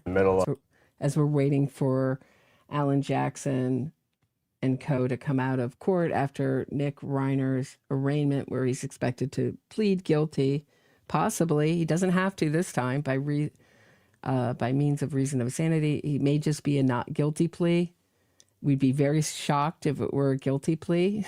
I'm sure it's going to be a not guilty plea, but we're just waiting for them to come out of court. There was no cameras in the courtroom today. Here's an interview he did with his father, Rob Reiner, who he murdered, on the film that he wrote. I'd say, quote unquote. I think Rob Reiner did most of the writing, and the cast, this is the cast of Being Charlie. This is their Hollywood Reporter interview. Take a listen. Only Rob could shut down production. It was a fight of the century. It was great. It turned out to be a real dud. Yeah, I know.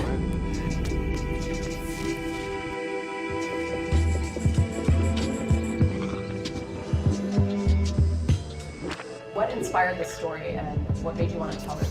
Well, I mean, it's a fairly personal story. I mean, it's what, Nick went through and what, I went through. But it wasn't until Nick got out and a time had gone by. Yeah, right. It was our life for like years and years and years. Wow. We just thought like, what's the point of going through all this if we're not gonna somehow capitalize on it? At the beginning, I only saw my side, he only saw his, and then through the process, it was like we both were able to have a window into how each other were feeling during the time. Yeah, I mean, do you think he was coached? Was given media coaching before this? Certainly, he looks very awkward compared to everyone else. Just the way he's sitting next to everyone, next to the professional actors on the panel. He sticks out like a sore thumb. How's everybody else feeling watching this? Cliche that you always hear, it's a catharsis and all that. It was way beyond catharsis, I mean, it was so much to uncover. Yeah. The family members of people that's dealing with addiction also go through certain experiences. So to get to see the story from different perspectives was really insightful for me. All of us have someone that we know that has dealt with addiction. So the experience, as deep as the subject. Did they go to the number of rehabs, it's so depending on who's reporting, 17, 18, 19 rehabs? All those numbers have been, so let's take the low number, 17 rehabs? And private rehabs and cushy rehabs?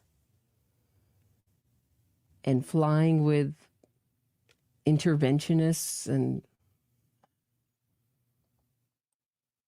I don't think that's normal. Was one of the most fun experiences I had filming because Rob keeps it free.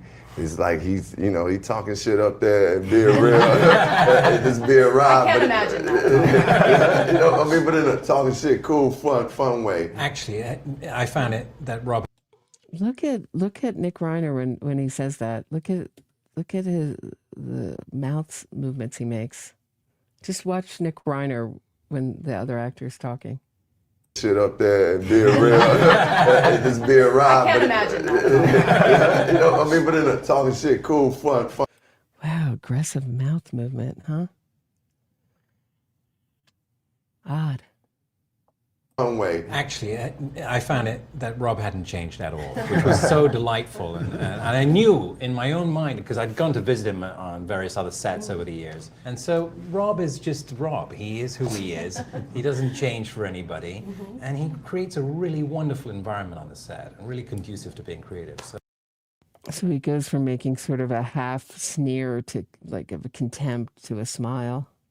We did. We had the most fun. We all stayed at this one hotel, and every night we'd go down to the lobby because there was no room service there, and everybody would sit around in the lobby eating together, and it was just the greatest. It was the greatest fun.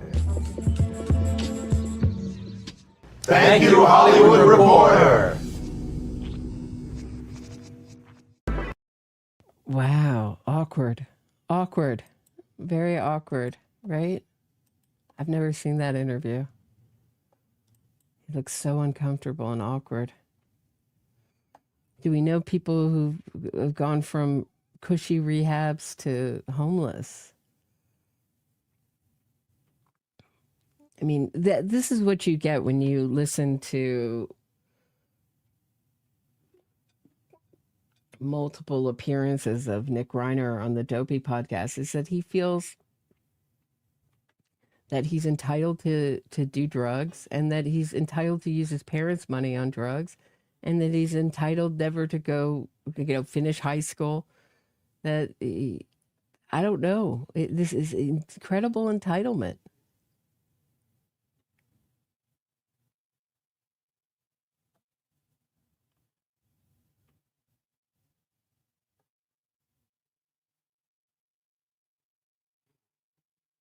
And I understand why they'd want to send him to a wilderness program.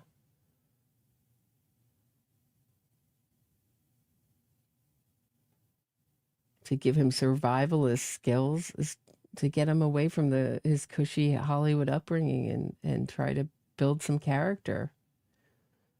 But it never happened. Then those, the more rehabs he went to, the more he could, and as each one failed to hold, the sobriety, any kind of sobriety, or any kind of, failed to be functional really in any way to contribute to society in any meaningful way.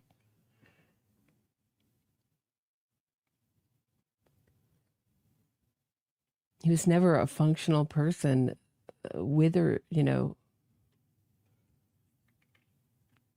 without the drugs. It just didn't seem to have any real effect on him, that they could blame the rehab, that rehab was the problem. And that's just what he says on the Dopey podcast, that he never started to inject opiates until after he got the idea from someone from the wilderness. Like, if I never went to that wilderness program, I would never get the idea to do that. I'm skeptical of that claim. I don't know about you guys. Hi, Sarah. Right. Right. Very man-child. Right. Right. It would be different if he were, I don't know. Right. Patricia Burns, thank you. Very articulate. Patricia says, let me put it up so everyone can see your comment. Patricia says, the more rehabs he went to, the more he could use a victim narrative on his folks and say that the experts were the problem. The experts were making it worse.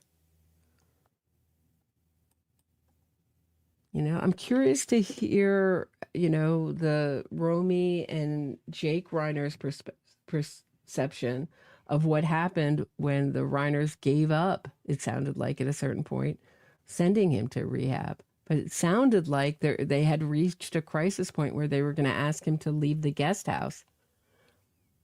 This kid, 32-year-old adult, I say kid, right? But he was still being treated like a kid.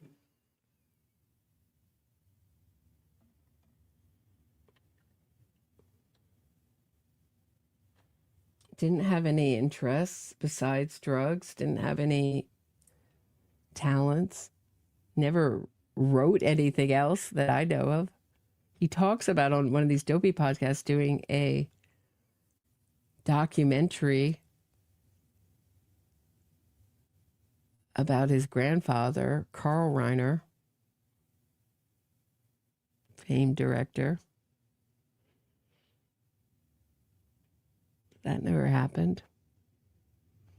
I don't know. What do you do with a kid like, what do you do when you have a child like this? What's the answer? I don't think it's easy.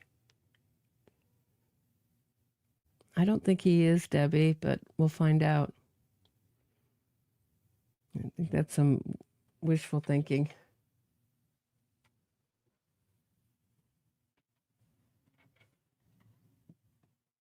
You leave them on the street to figure it out?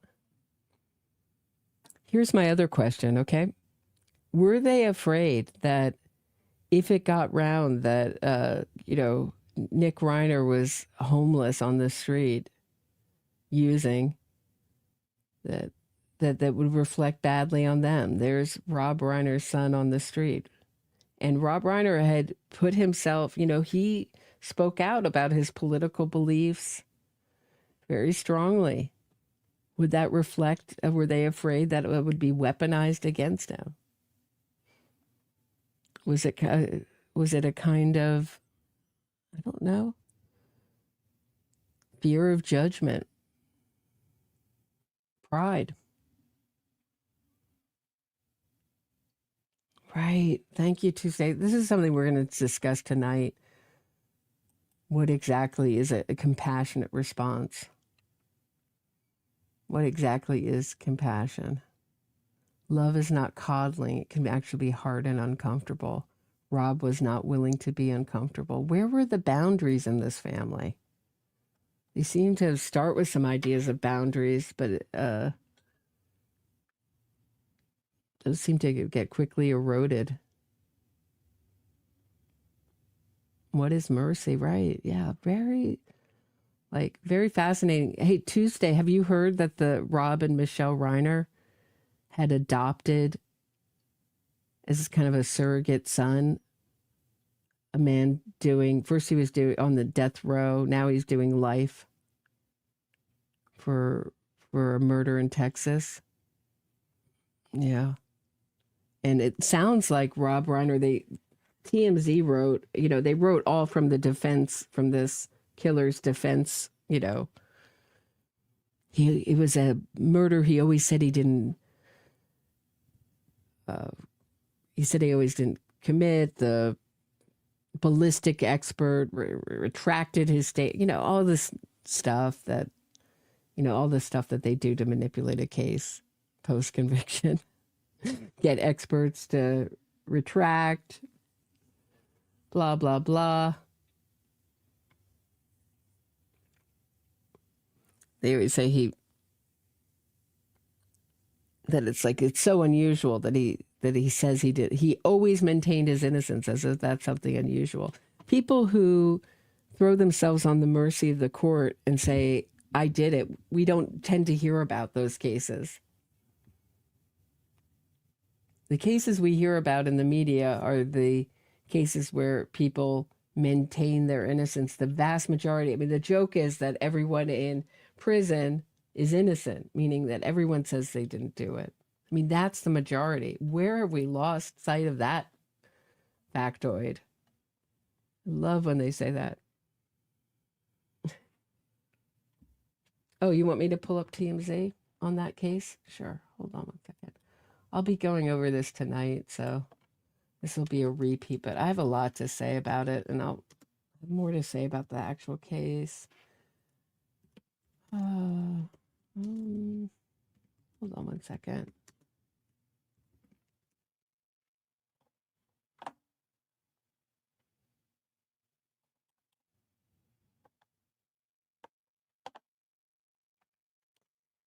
I'll just read it to you. Rob and Michele Reiner, death row inmate. So there's a lot of, the murderous propaganda in this, okay? And I'll be pointing it out as we go through it. Rob and Michele Reiner, death row inmate, kept receiving emails from them. So because this killer was 17 when he committed this crime, he got his sentence commuted to life from death, okay? So Rob and Michele Reiner, death row inmate. So he wasn't a death row inmate. He was just a lifer, criminal lifer. It's a less shocking, I guess. Kept receiving emails from them days after their murders. So probably the email system is slow in prison, I would think. That was my conclusion, but let me know yours.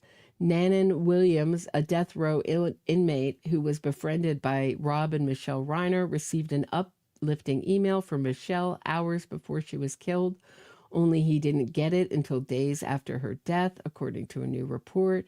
Williams told NBC News he learned about the Reiner's murder while skimming news stories on his state-issued tablet at the R.F. Ramsey Unit, a maximum security prison about 40 miles south of Houston, Texas, and immediately messaged Michele, "Please tell me the news is lying.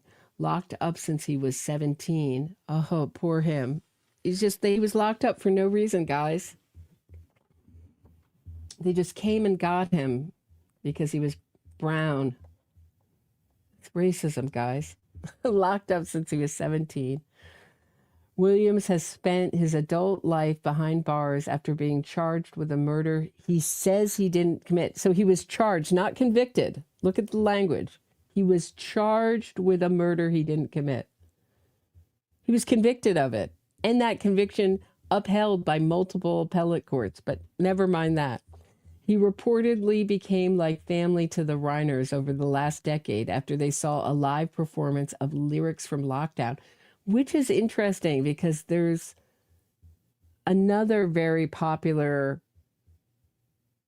media presentation from another former convict who got himself out called the same thing, Lyrics from Lockdown, a spoken word multimedia performance based partially on Williams' writings. The couple reportedly began exchanging emails with Williams nearly every day. Okay, I'm just checking, just making sure. No, do I have the? I don't have the. All right, I'll be checking in. Okay, I just don't want to miss if Alan Jackson comes out, et cetera, et cetera. The couple reportedly began exchanging emails with Williams nearly every day. They're writing this convicted killer in prison. But in prison, emails can take hours, sometimes days, to get through the screening process. Okay, so I'm right. Before inmates can read them. Days after Rob and Michele's death, NBC says Williams received 3 new emails from the slain couple. Michele's last email was sent after re-seeing Lyrics from Lockdown with Billy Crystal. In her message, Michele gushed about how moved Billy was by the performance, calling the show amazing. She wrote, "We can all say that we can't wait to watch it with you." As we were, wait, I don't understand. Who's she writing? Days after Rob and Michele's death, Williams received 3 new emails from the slain couple. Michele's last email was sent after re-seeing, okay, now I'm understanding, re-seeing Lyrics from Lockdown with Billy Crystal. So they're trying to convert celebrities to support this killer. Okay, and in her message, Michele gushed about how moved Billy was by the performance, calling the show amazing. She wrote, "We all said that we can't wait to watch it with you." As we reported, Rob and Michele's son Nick was charged with their murders. If convicted, he could face the death penalty. I think there's a longer version of this. Hold on one hot minute.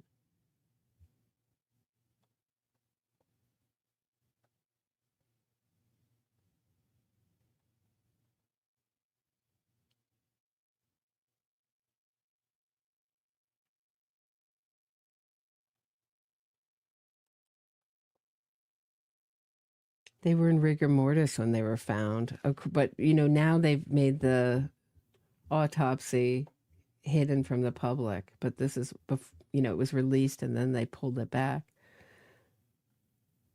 As Nick Reiner prepares to make his first court appearance, this is December 16th, TMZ has learned Rob and Michele had been dead for some time before their daughter made the grisly discovery. Law enforcement sources tell TMZ when police arrived on the scene Sunday afternoon around 3:40, rigor mortis appeared to have set in Rob and Michele's bodies, meaning they had been deceased hours before Romy arrived.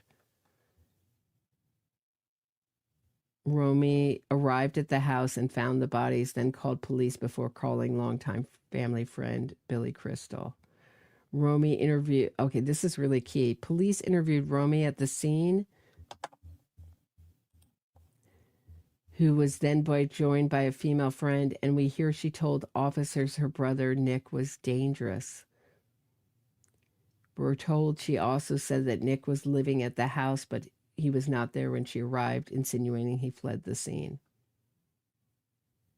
If you're not in reality, why flee the scene, right? And why change your clothes? And why shower? And why get a hotel room? Why not be on the scene when the police show up? Sources tell us the scene was something out of a nightmare. The devastation was described as the actions of a madman. Why a madman? Why not a psychopath?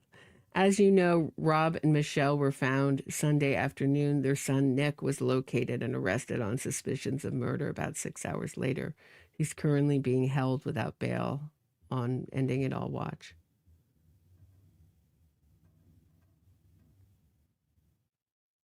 Oh, look at this. Okay, wait, I just got to show you these two articles on TMZ right across from each other. This is really interesting. Hold on one second. Let me just show you this real quick. So on one side it says, there's a story, Nick Reiner, calm but in a fog. Days after Rob and Michele Reiner's murders. And then Nick Reiner, diagnosed with schizophrenia, meds made him dangerous. So what are we supposed to think? That he's no longer on those meds? How is he calm after the murder if he's so mentally ill? That's what I recognized, his calmness.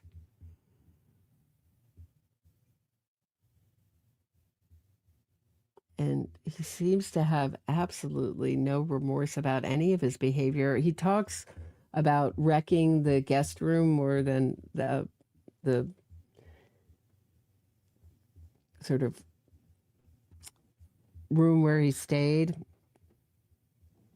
guest house, more than once, and having no remorse for wrecking it. But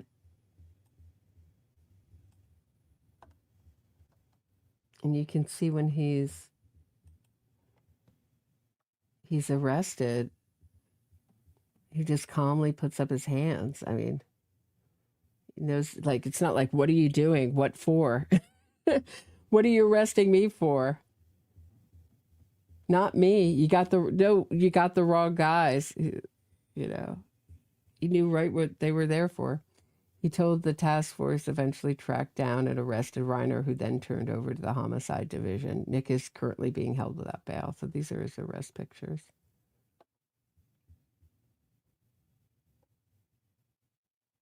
Oh, this is interesting. I've never seen this. Billy Crystal saw dead bodies. Rep denies description of the scene. A rep for Billy Crystal denies that Billy and his wife saw the bodies of their friends. The rep says Billy and his wife were not even allowed to get that close to the house. So that's an untrue story. They don't want to take down because it's still getting clicks and views. But you can see him right outside the house. Have you guys seen I think I've showed this before. Hold on one second.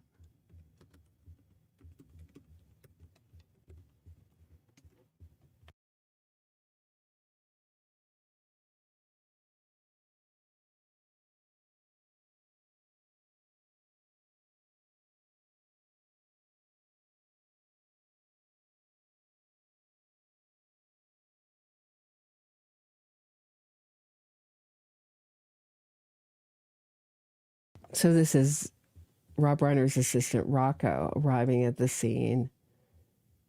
And this is so, to me, so touching.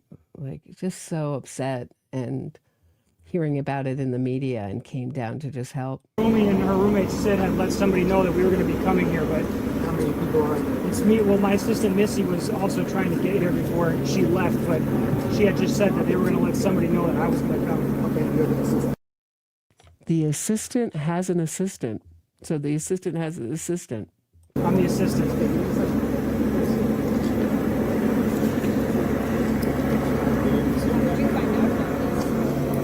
everybody else.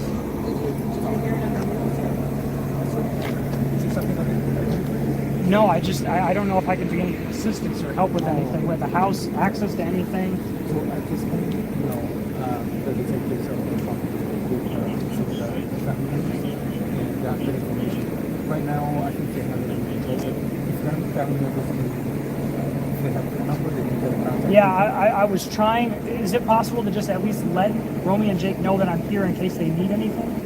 I don't have a way to talk to them right now, but once they are before, I can talk to them. Please, if you could, my name is Rocco. If you could just let them know that I'm around. Okay. We have friends in the neighborhood, and I'm just going to be here in case somebody needs anything. Okay. Thank you. Thank you. Just so sad. So sad. Yeah, it just looks like this. I mean, how long is this going on? How long do I have to wait? I don't know. I think I'm just gonna, I think that's, let's listen to, while we're waiting. While we're waiting. I wish I just had the audio of this. Let me see if I can. I think it's gonna be the same. Whoa. Scientology is prosecuting me. They are Oh no. Court 6 felonies, hate crimes for putting up flyers for saying Scientology is a cult. In Germany, Scientology is considered a cult. Okay, 6 felonies. I'm facing 25 years. I'm representing myself. You can find me, Defender of Ants, DOA. My name is Scott Hochstetter, Hochstetter. 16 misdemeanors, 6 felonies. Look it up, Scientology. We've been protesting for the last 2 years. A bunch of activists across the country. Cover this shit. Cover it. Thank you. Wow, that's exploiting an opportunity. Wow, I didn't know about. Anyone else know about I knew about the Defender of Ants channel. Because I've covered Scientology on this channel. I've interviewed Tori Chrisman. God, about as high as you can go. I think almost all the way up the bridge. Scientology before defecting. Lost her husband. Lost almost everything. I mean, lost all her friends and her husband for leaving the cult. But I don't know what the charges are against him. Interesting. I was aware of his channel. Was not aware of those charges. Scientology is notorious for just getting people in the legal system and prosecuting them. Whether, the point is not to win, is the point. And NXIVM did the same thing. The point is to just deplete someone's out of money, make them hang on to their sanity by the thinnest of threads. Okay. All right, I'm going to pull up as we're waiting. I'm going to keep an eye on, but as we're waiting, let's listen to Nick Reiner on the Dopey podcast, shall we?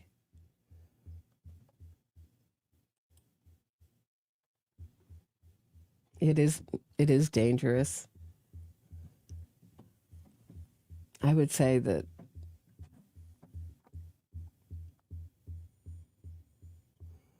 good way to exploit an opportunity. Okay, here we go.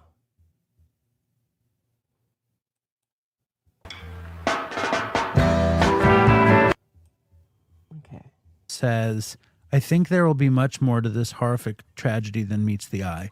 Family dynamics can be unbelievably complex and damaging. I feel for the... Like if you have damaging family dynamics, then it's just normal to... Let's normalize a double murder.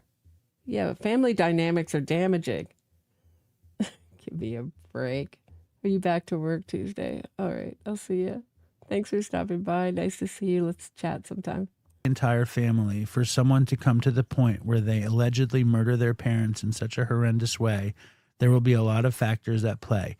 He does give credit to his parents on here. He doesn't seem to be blaming them. Let's see what comes to light. Wishing love and healing to all. Yeah. He in what I'm about to play, he talks about regretting blaming them at all. Here, Jonathan Bennett says, so I'm a first-time listener, same regrets after he said that basically his regret was that it was no regret, that he loved advocating for himself so he wasn't shipped off. It was only after he's pushed to regret something does he regret blaming his parents. But I'm watching the court. If we get any kind of news from the court, I'll let you know. But I'm sick of looking at the empty outside of the courtroom. I'm here because of what happened with the Reiners. First, great podcast, really open and interesting. Sorry you lost Chris. Second, Nick came across pretty well to me, seemed kind of okay. My guess, and I could be wrong, is that there will be some dark stuff in his past that somehow relates to his parents. He seemed kind of okay. What's kind of okay? What's kind of okay, guys? Oh, all right. Irene, thank you. You heard it here first. Thank you, Irene. The brother and sister will make a statement. Terrible. So is this true? Irene came in. She's saying that they're going to make a statement. Alan Jackson came in for the hearing to represent him, but he's dropping off the case, according to Irene. Let's see if it's true.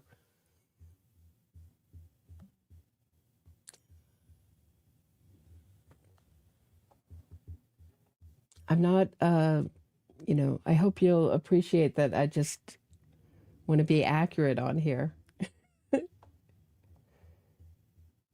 Let's hope it's true. I hope it's true. That would be a good move. Anybody else representing, because he's going to throw the freaking Michele and Rob Reiner under the bus to represent his client. Let's see.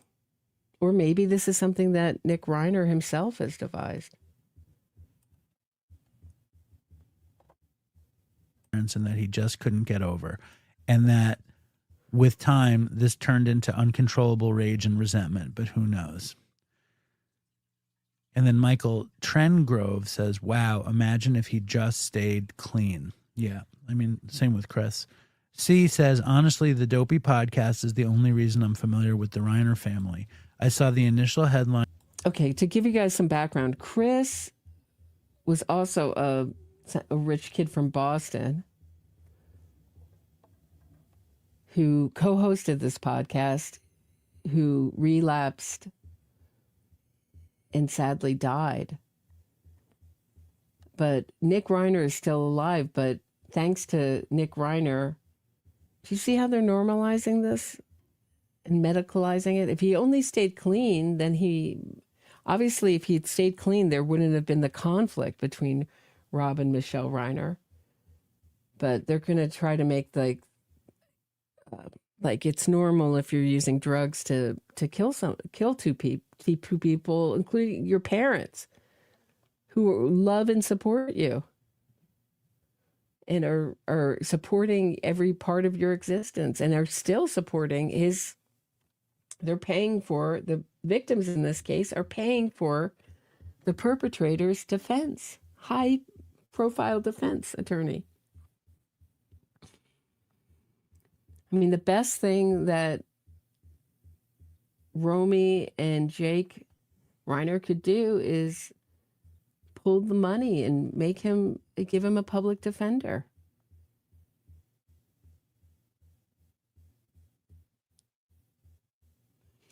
You cannot straddle the fence in this case. You can't. It's really. Thankfully, I've never been in this position, and obviously, it's very easy for me to judge and tell them what to do. So I understand that it must be a horrible, horrific decision. But it looks like there's some movement. Hold on.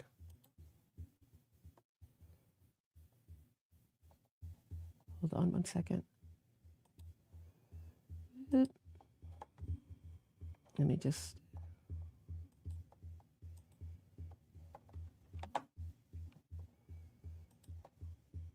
International.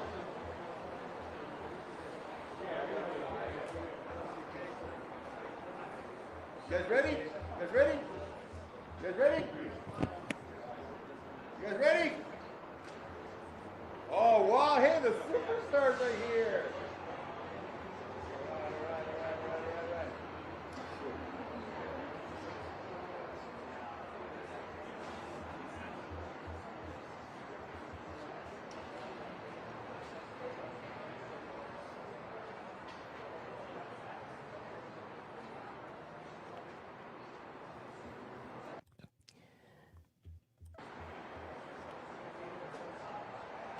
Is it really effective to have a sign that says F our president? Or our president is a P word?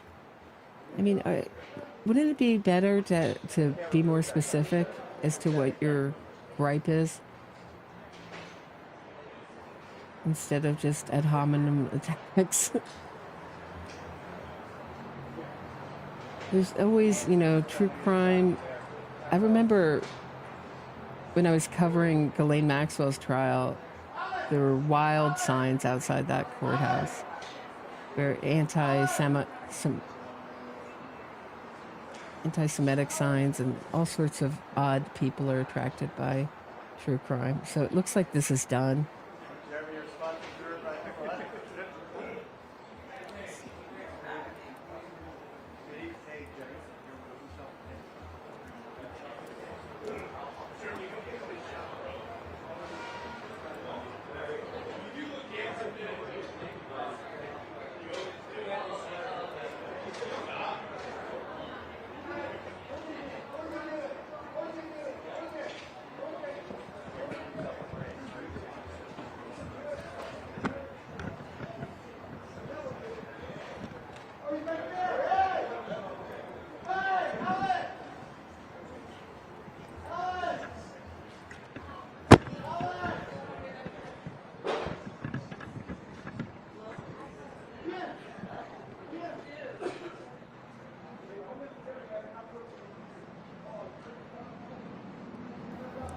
Okay, it appears that the arraignment hearing is over. We're waiting for comments from either the prosecution or the defense. Can you see? What's expected to have happened is Nick Reiner would have pled guilty. He does not have to give a reason now. He does not have to say it's by reason of insanity or not, or any other. Is that okay? Or he could, but he doesn't have to. No. Okay. Oh shit! Somebody just fell off it. I don't know what just fell off. I don't know. I just laid it on top.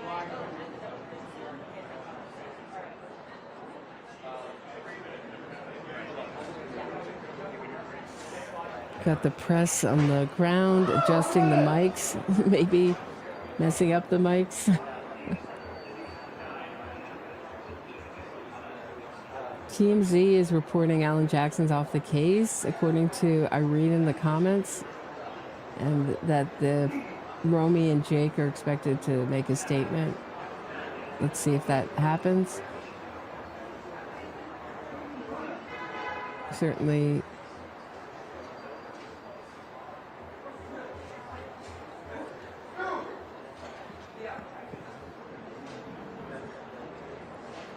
You can see the microphones. Entertainment Tonight, Channel 4, TMZ, Channel 5. It's like NPR there. Am I right? Is that TMZ again? I don't know. Bunch of microphones, all with windscreens, waiting for lawyers to get out of court to make a statement. We did not see Romy or Jake walk into court.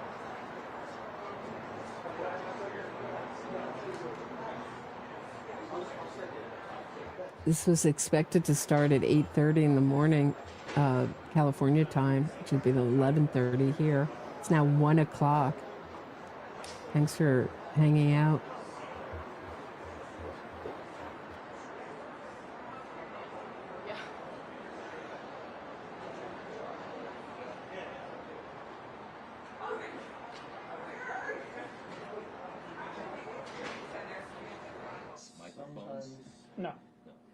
sometimes like if you plug it in and it's already been on, it doesn't see it, so if you power back, cycle it, come all the way back down and come back up.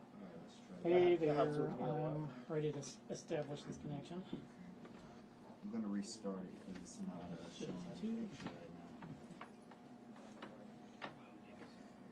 Power's up real quick. Yeah, he hasn't switched across to, yeah. Because the screen is showing on everyone else's but ours. You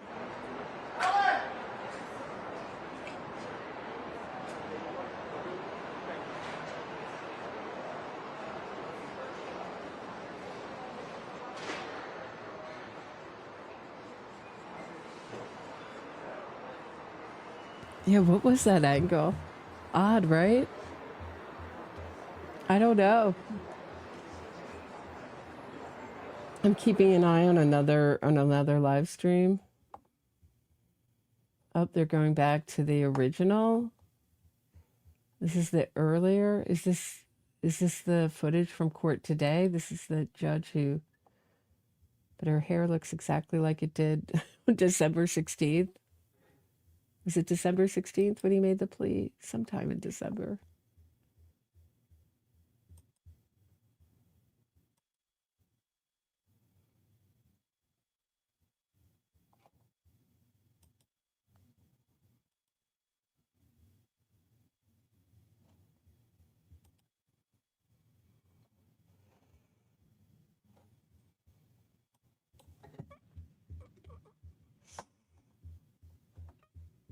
Really in my shot. That's good. No, Matt, you're good. Okay. Yeah, that should be all right.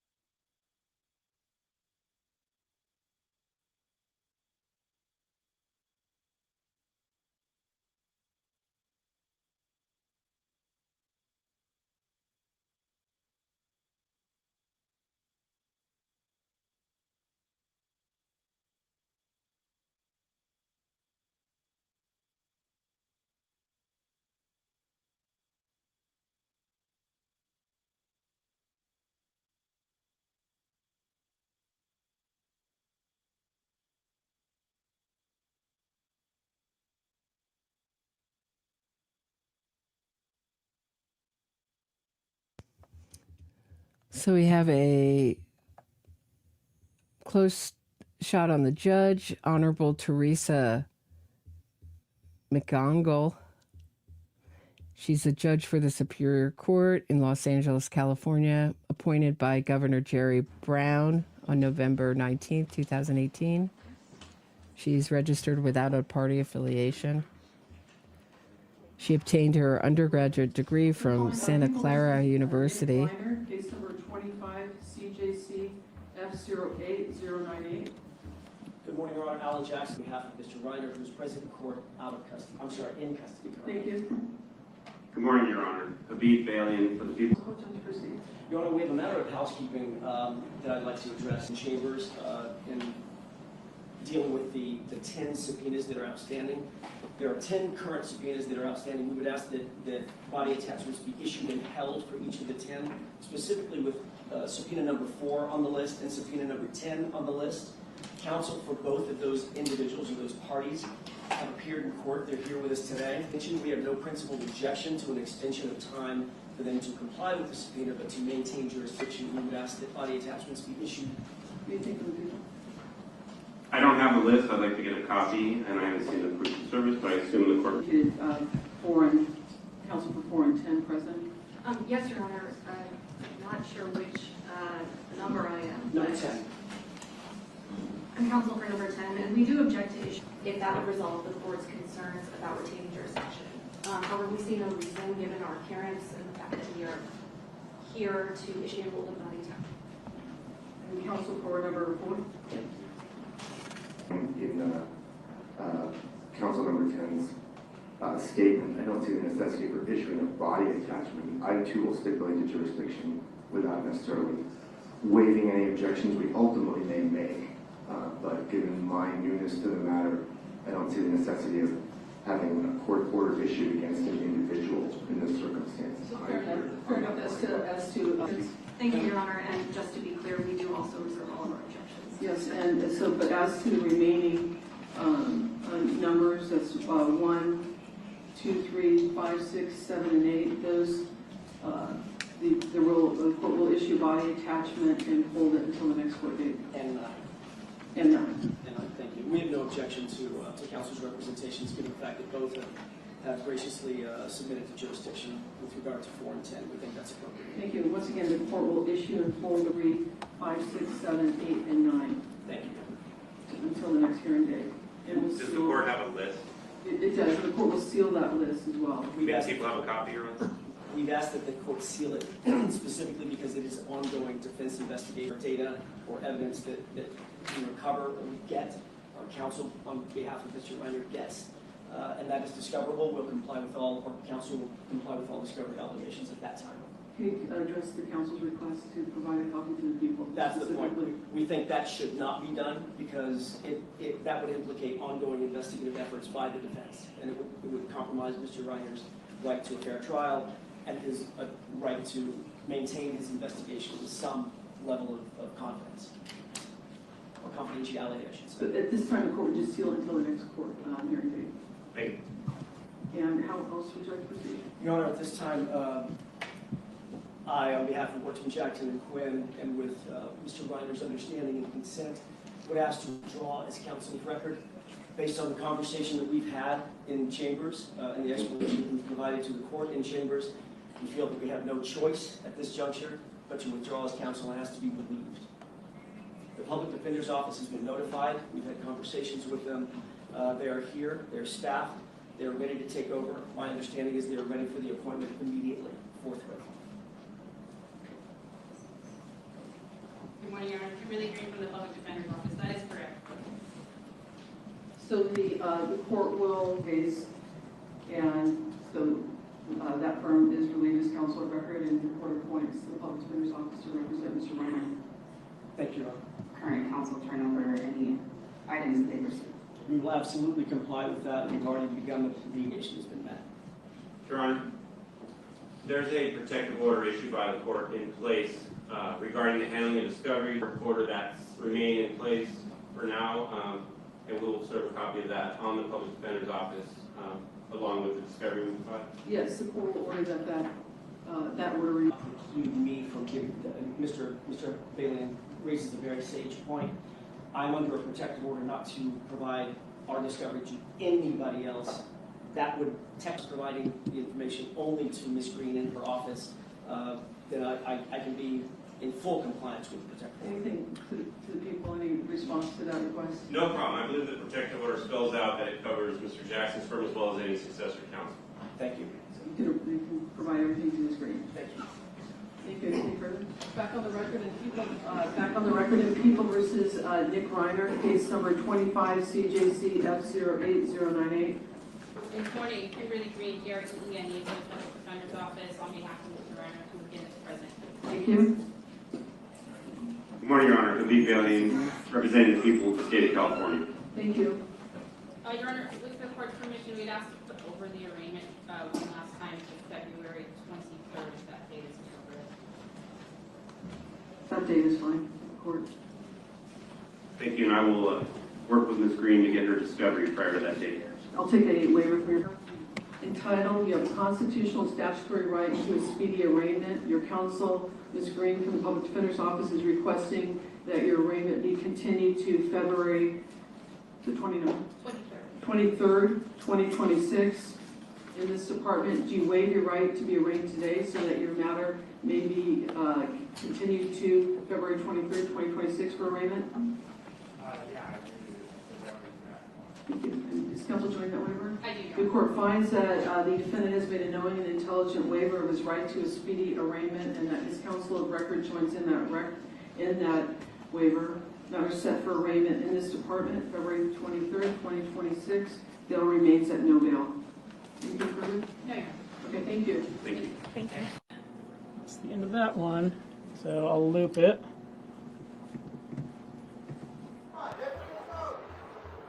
Okay, so Alan Jackson, thank you, Irene.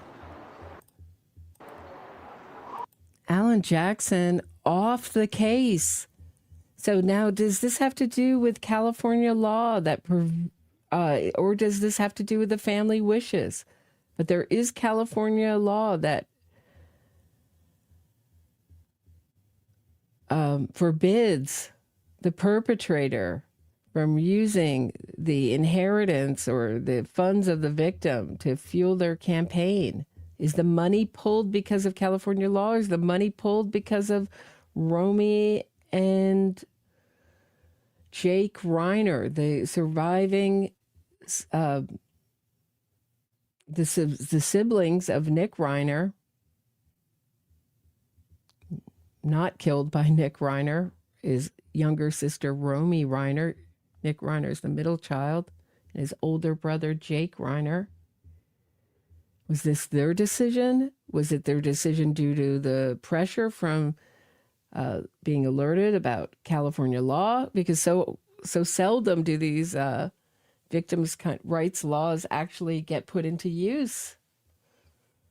Was this their decision? Best decision they could make. Nick Reiner, now represented by a public defender. Thank you, Irene, who came in early. Excuse me for being skeptical. I have to be until I can hear it from the horse's mouth. There's so much false reporting or rumors in these kind of cases. You have to be really careful.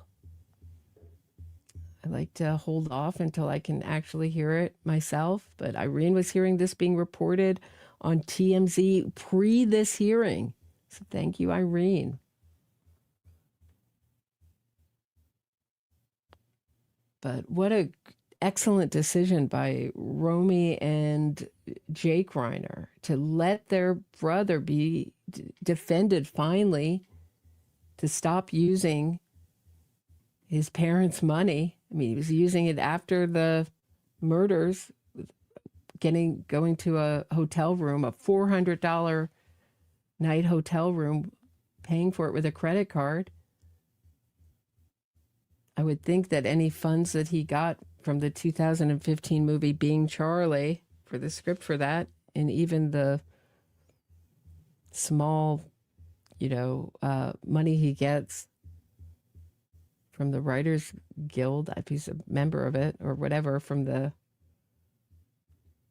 would be all gone, all eaten up with drugs by now. Had to be paid by that hotel room had to be paid for by Rob Reiner and Michele Singer Reiner, his parents, the victims in this case. So great move either way, whether they were forced to do it or they chose to throw lying lawyer Alan Jackson, and why I can say lying lawyer without any fear of being sued, is he was reprimanded in Karen Reed's trial, hearing, pre-second trial by Judge Cannoni for his lack of candor with the court and his frequent misrepresentations. What does that mean? Frequent misrepresentations. Those are all euphemisms for lying to the court repeatedly.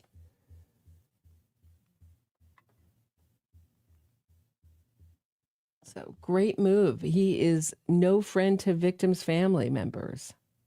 And it was really a decision that saw Nick Reiner's interest being put ahead of the victim's interest. And what's so important, and I know they're in a hard position, but when family members are related to both the perpetrator and the victim, I feel it's very important for them to speak up for the victims because they are the victim's voice. The victim has no voice publicly.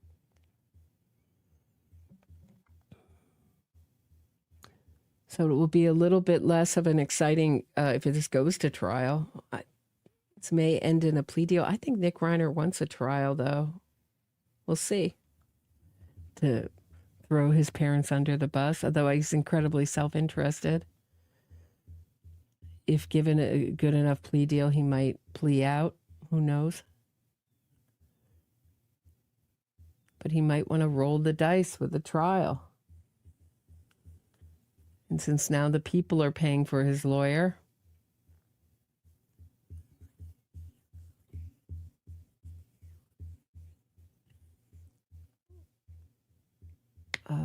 I wouldn't think that they would offer him much of a plea deal in this case, but who knows? How's the audience feeling after watching that? I mean, Alan Jackson just really controls the courtroom, doesn't he? And so we also heard about subpoenas, 10 subpoenas that are all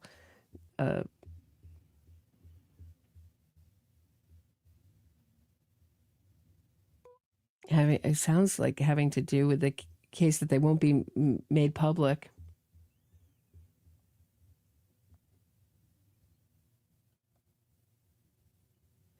So a lot of the evidence in this case is going to be withheld from the public. Interesting move. Is it going to be, are we going to see still so much information withheld from the public after Alan Jackson steps down? Knowing how Alan Jackson likes to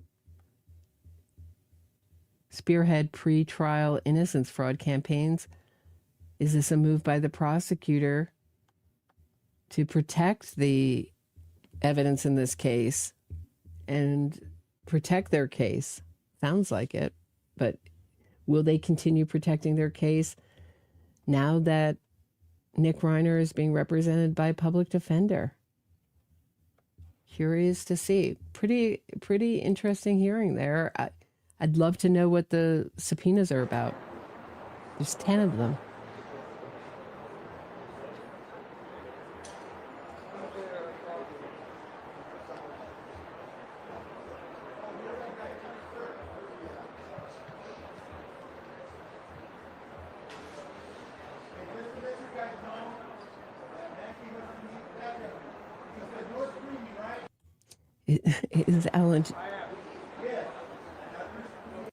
Is Alan Jackson going to go out the back door? And are they, you know what I mean?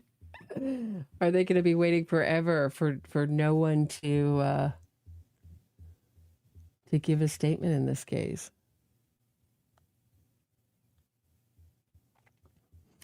The prosecutor you saw in court was Habib Balian. Excellent prosecutor who prosecuted Robert Durst along with Deputy DA John Lewin, who, friend of this show, has been on the interviewed many times on this show. Look for my episodes with him. I think there might even be a playlist. If there's not, I'll try to make one. I think there is.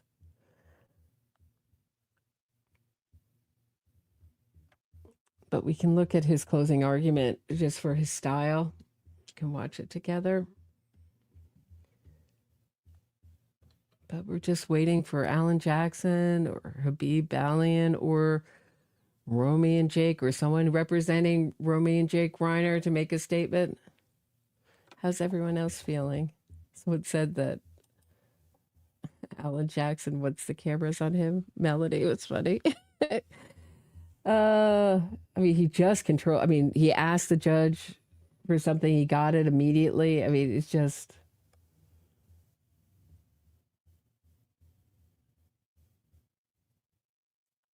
Can you let go of a case for non-payment? I think so, Candace. My client can't pay, sure. he also could, Alan Jackson also had the option of doing this for publicity. Certainly doesn't need it, and getting paid what the public defender gets paid, doing it for a public defender's salary. Oh, whoop.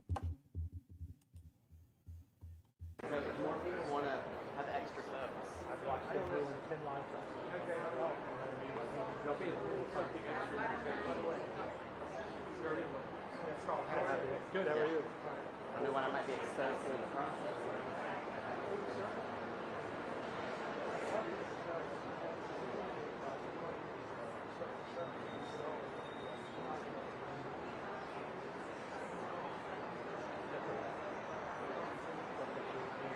Hey, what's he gonna say? I'm done?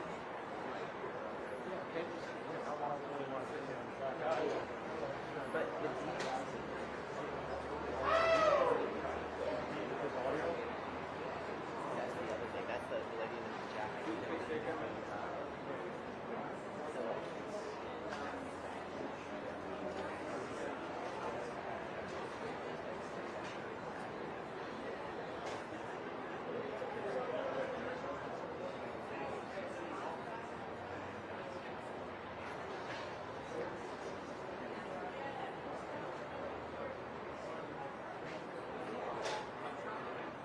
Alan, what's your code for your phone? Say louder.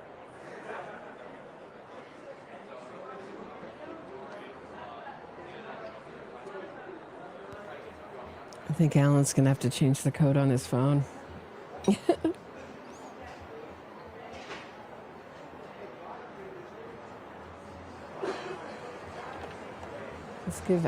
Let's give Irene some love. Thank you, Irene. Irene came in here telling us that AJ was out. I needed to hear it from the horse's mouth. She was correct. She's saying AJ will make a statement. Of course he will.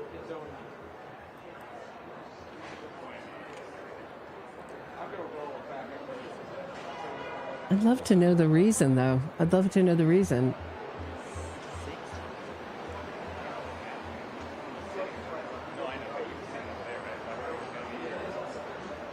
It's short, but it should just be in.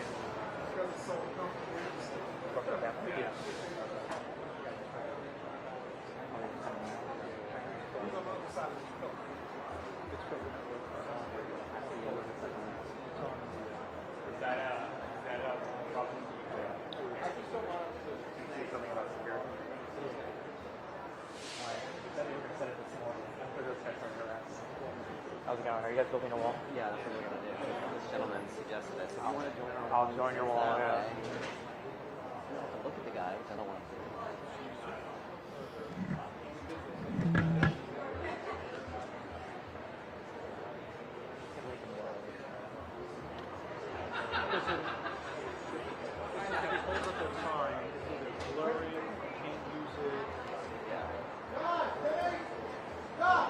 So Wesley says 2 reasons, Roberta. He couldn't win. I don't think everybody thought the Karen Reed case was an unwinnable case. We knew the facts of the case. She admitted it. Her taillight was all over the scene, embedded in the victim's clothes. I mean, come on.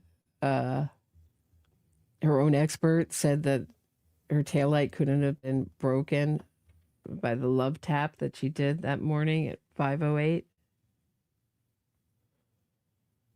So there's a lot of, these innocence fraud cases aren't like close cases. But the money train was derailed somehow. That's what I'm asking, Wesley. Was the money train derailed? I'm more on this, on your second thought. The money train was derailed. But you're right, the public sentiment but he was moving public sentiment to behind Nick Reiner as some kind of victim of his own mental anguish and disease of addiction, He was, look at the way the press changed. If you look at the early reporting almost everyone was like, this guy's a monster. to, oh, he's troubled. Then we started hearing about troubled and in psychiatric care or psychosis, out of his mind. Look at how the press changed, Wesley. So he was moving public opinion. If you hear something enough, it doesn't have to be true. People will begin to believe it. There's a illusionary truth effect. The money train was derailed. Yes, but how? Was it derailed because of California law? Or did Romy and Jake Reiner, Nick Reiner's younger sister and older brother, respectively, did they pull the money? That's what I'm interested in knowing.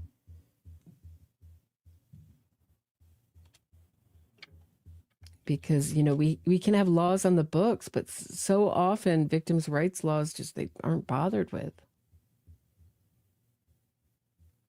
I mean, we just had in George Gascon, who was the DA of Los Angeles, not only did he get rid of enhancements, he got rid of the whole department that notified victims' family members when their loved one's killer came up for parole.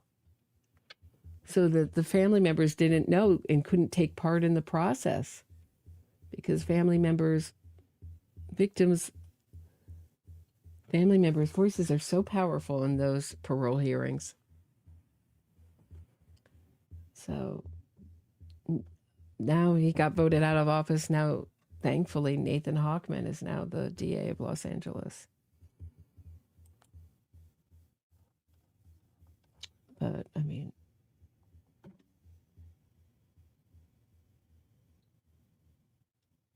did he say he had no choice? I'm scared to go back, Candace. How can I do this?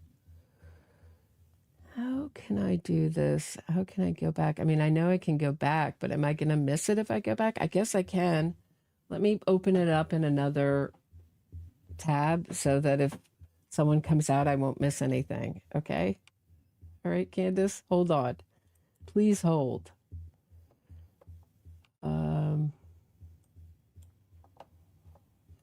All right, I got the AP just made their video unavailable.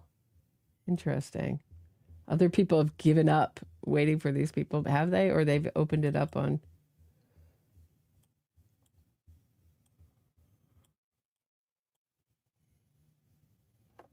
Yeah.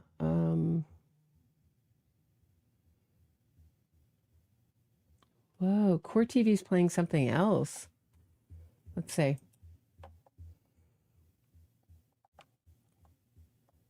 Court TV has another view. Hold on. What is this? Let me share this tab. Various issues that are associated with this case. These need to be thoroughly but very carefully dealt with and examined and looked at and analyzed. We ask that during this process you allow...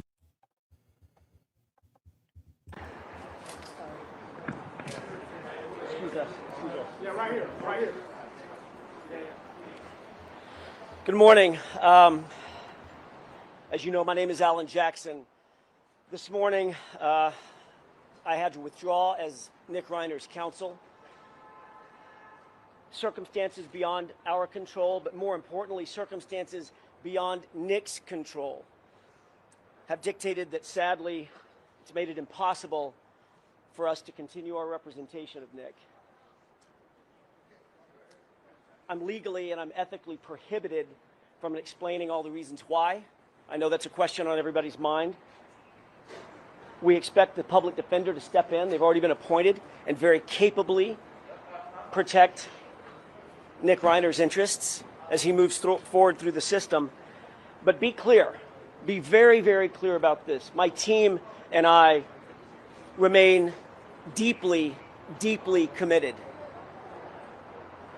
to Nick Reiner and to his best interests.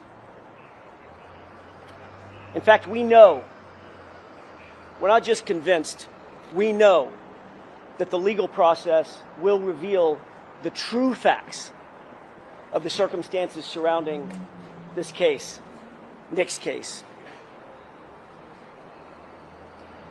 You know, a lot's been printed of late, over the last 3 weeks. A lot has been printed. Printed about Nick, printed about his family, printed about the circumstances. Speculation is in print.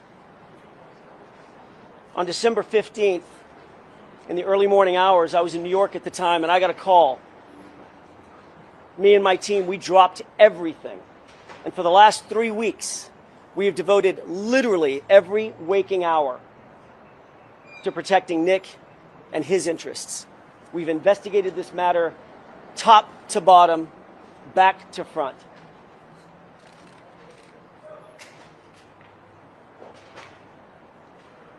What we've learned,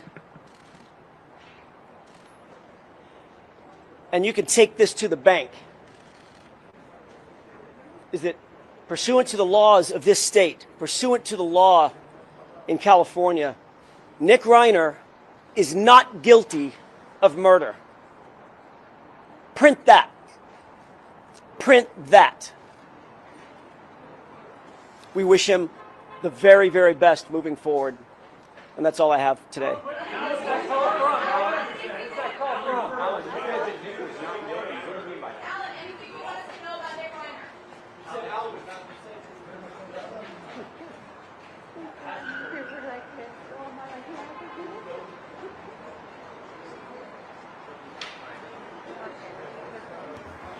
And another thing.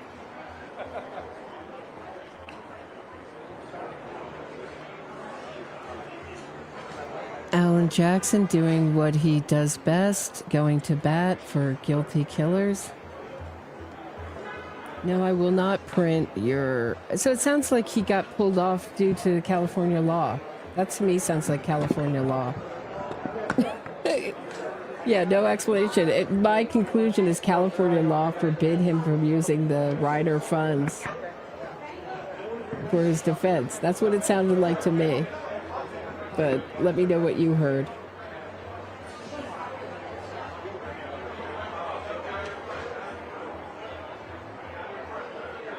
And I think most likely the prosecution pushed that angle and said that you have to remember the prosecution are the victim's voice in addition to the surviving family members, the surviving friends. The key, it's really need to work hard to keep Rob and Michele Reiner's voice alive, but no, putting maybe one of the few no's Nick Reiner has ever heard in his life. No, he cannot use the victim's money to support his defense. That's what I say, Scorpio. Ricardo Same Garcia. thing. Ricardo Garcia, Los Angeles County Public Defender. I'm here with Kimberly Green, the Deputy Public Defender assigned to the Reiner case. I want to say that on behalf of the entire Public Defender's Office, we are incredibly sorry and understand the pain and suffering that the Reiner family is going through at this time, as well as the entire Los Angeles community.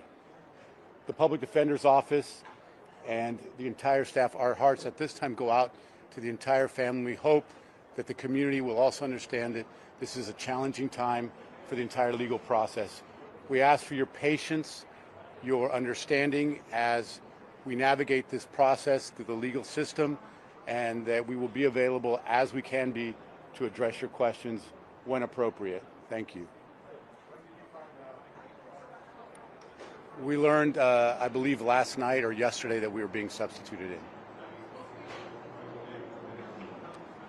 I'm going to let Ms. Green answer that. Briefly this morning, but we haven't had a chance to discuss any. I spoke to Mr. Reiner briefly this morning. He was understanding that there was going to be a change in counsel. We haven't had any in-depth conversations. I have not. We'll discuss that with Mr. Reiner and see how to proceed. Not at all. It's not uncommon for private counsel to turn over cases to us, so no, nothing about that would complicate the situation. I have talked to him for only 30 seconds, so I have no idea. I only spoke to Mr. Reiner for about 30 seconds this morning. I have no comment about his mental state. I have not. We've had no contact with the family. I don't think they were aware that this was going on until this morning. At this point in time, Ms. Green will look into the case. We'll speak with Mr. Reiner. And if you have any further questions, reach out to our media team once we have more information ourselves. This just happened today, and my understanding is he was aware of it. Ms. Green spoke with him, as you heard, and as soon as we have more information that we can share, we will share it. Thank you. No further questions at this time. Thank you. You can direct any further questions to our media. Green with an E at the end.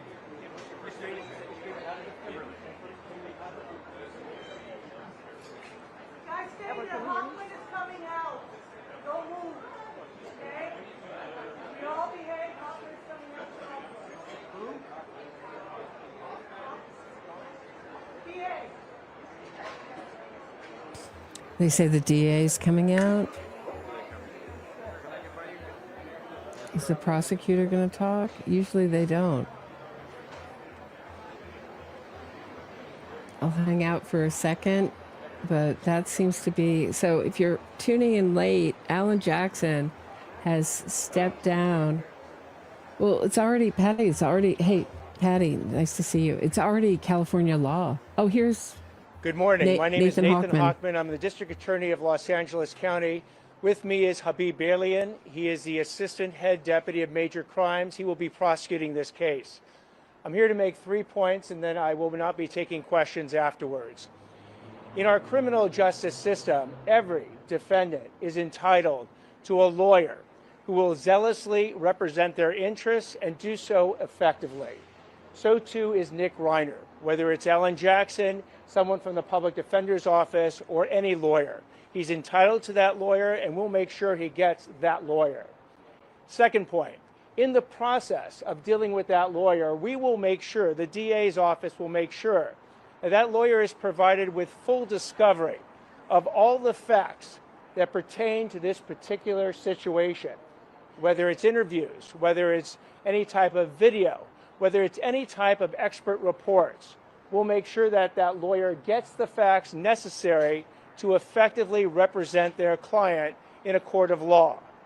And third point, we are fully confident that a jury will convict Nick Reiner beyond a reasonable doubt of the brutal murders of his parents, Rob Reiner and Michele Singer Reiner, and do so unanimously. Thank you very much. Have you spoken with the family? Will you be seeking a death penalty, sir? Yeah, do you still plan on seeking the death penalty, sir? There's no way that this family who befriended a criminal, a murderer convicted doing life in prison is going to ask for the death penalty in this case. And, you know, it's pointless. It's pointless to get the death penalty in California. It's just never, it's hanging on by a thread in California. I think the last time they had an execution was 2003, 2006, something like that. Help me out, guys. So Patty's right. Romy and Jake could use their money to fund his defense. But as far as California law prohibits any inheritance that Nick Reiner was going to get, it has been done in a New York case before, case I covered. Look for my episode. It's one of my favorite episodes I've ever done. It took me about 2 years to read all the court documents, find and read all the court documents in that case. Marty Tankleff, who murdered his parents, Arlene and Seymour Tankleff, very much like Nick Reiner, in their bed, set his alarm, confessed to it, got out on a technicality and having a full-time PR representative. All that was funded by his inheritance from his parents. California law, it prohibits him from using his money, but Romy and Jake could have used their money to fund his defense. And it doesn't look like, as many pointed out, or I think Patty pointed out in the comments, they didn't want to pay his bail either. I think it was denied, though. I thought it was denied, but I don't even know if they put out a bail amount. But they're...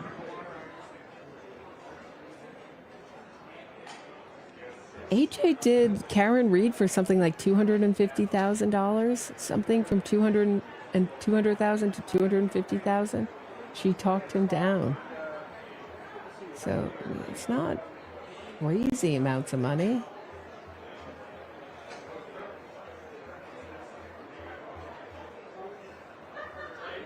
But that, yeah, that is the, I don't think we're waiting for anyone else to come out, right? So just to get an idea, hold on one second. So just to get an idea, George Gascon, do I still have this? Like really important history, California history that you have to understand. George Gascon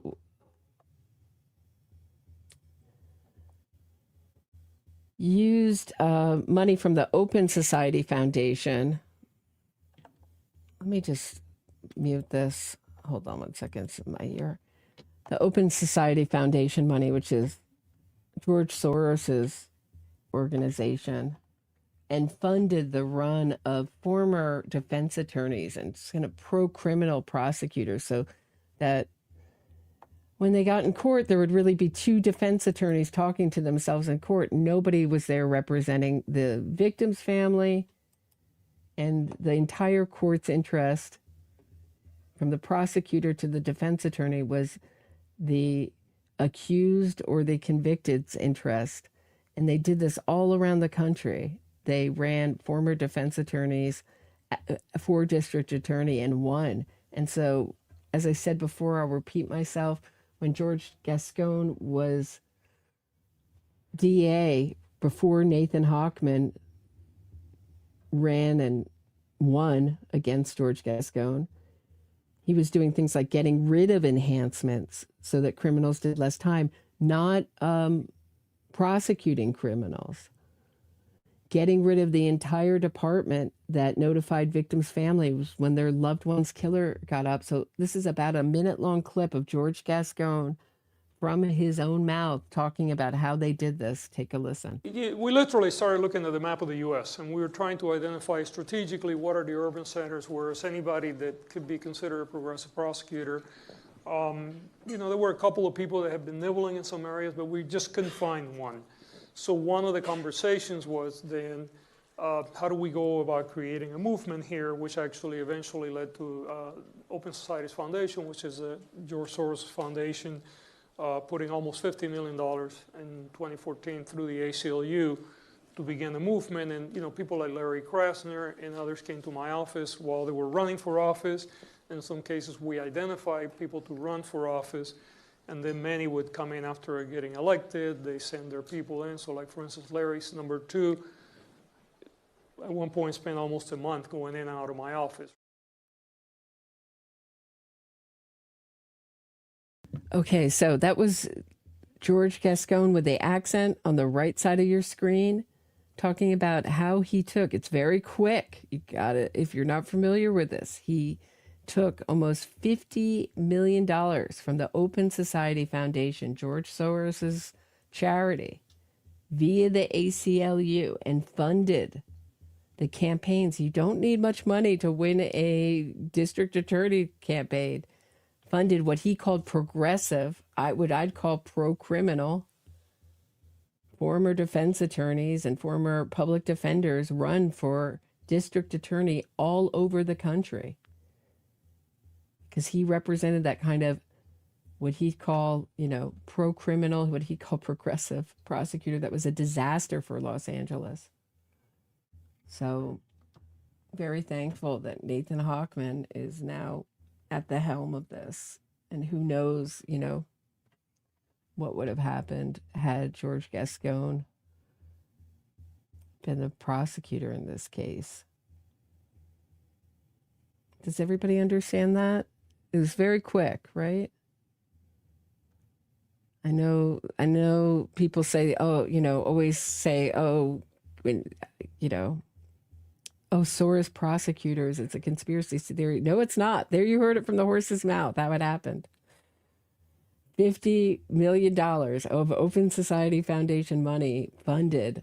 And some of these, Baltimore, Maryellen Mosby benefit, she now got ousted due to fraud. Baltimore. He mentions Larry Krasner, who is still the district attorney of Philadelphia, in there, was coming by the office. It's a lot of inside baseball told very quickly.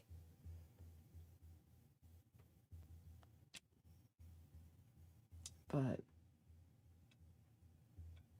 no fun to be a victim of crime or a victim's family member in those cities where there are those kind of prosecutors, because their entire interest is with the accused or the convicted. All right, I'm gonna end this stream. I've been going for hours and hours. Thank you so much for listening. I'll be hopefully maybe back tonight at 6 o'clock.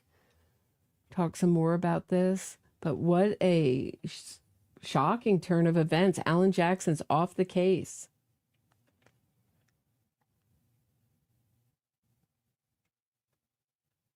Habib Balian, great lawyer, excellent prosecutor. He's up against a public defender, a little bit less of an exciting matchup if this goes to trial, but still very interesting that they hid most of the evidence in this case. Alan Jackson said he prosecuted I misspoke. He investigated this for weeks upon weeks and got to the bottom of things. Really? I don't know. Can you fully get to the bottom of the things in a couple weeks? I don't know. And he's like to say that his client is not guilty by California law. That's lawyer speak for, we're going to go with some kind of insanity defense. And certainly he's been pushing that. I thought it was hilarious that he said that there's been a lot written by this in the press, most of it which he's leaked himself. Like the notion that he's schizophrenic or was being treated for schizophrenia. Show me the proof. That certainly never came out from any family member or people that knew the Reiners personally, or friend of Nick or anyone. We never heard that before. But now every time it's being reported about Nick's trouble. They're describing him as troubled or struggling with mental health issues. Certainly everything he did was rational for someone trying to cover up a double murder after the fact. He didn't stay at the scene. He changed his clothes. He washed the blood off of him. He rented a hotel room with a credit card, most likely his parents' money.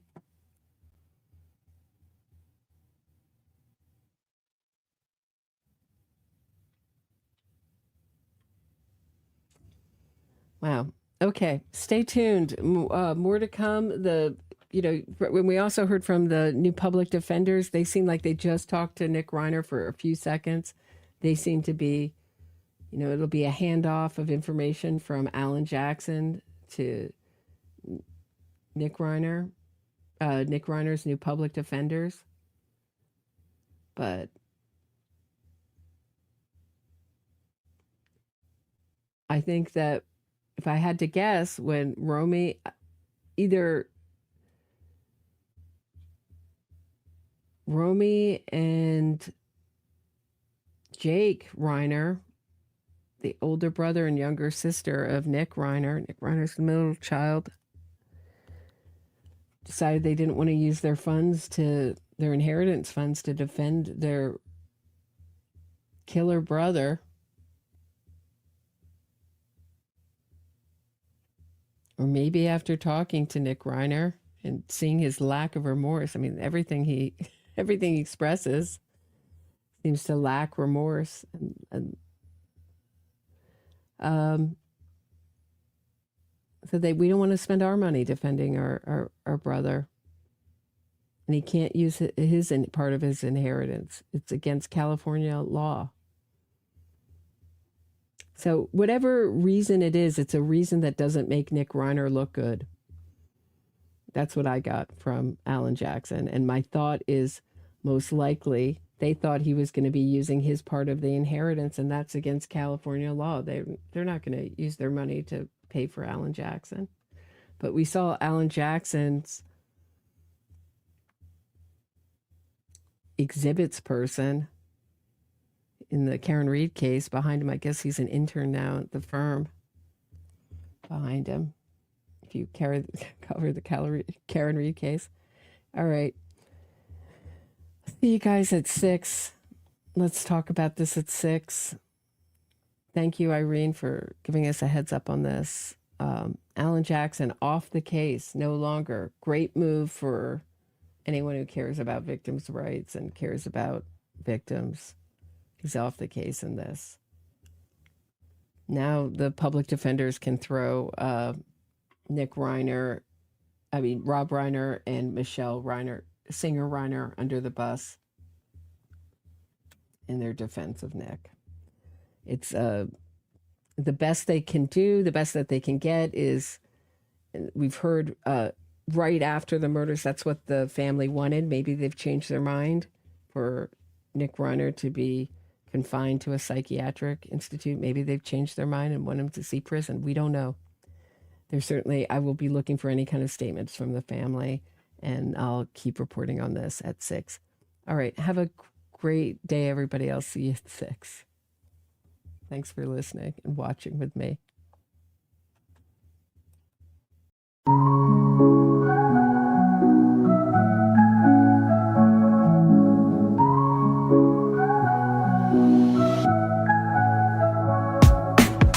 Mic check, Roberta strides through the static haze.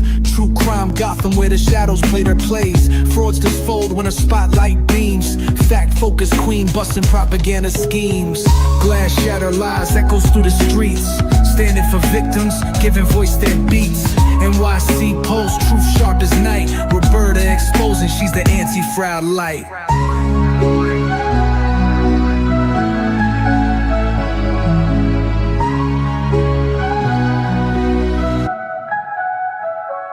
Hard task warrior, dissecting state and defense.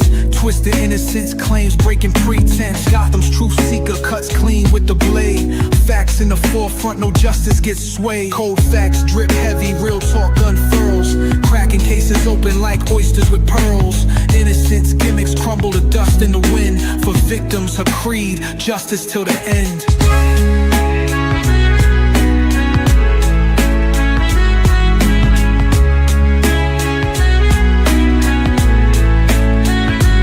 Headphones blazing, she drops heavy artillery. Narratives twisted, meet blunt object civility. Roberta got receipts that unravel the ploy. Exposing the lies these fraudsters deploy. Glass shatters lies, echoes through the streets. Standing for victims, giving voice their beats. NYC pulse, truth sharp as night. Roberta exposing, she's the anti-fraud light.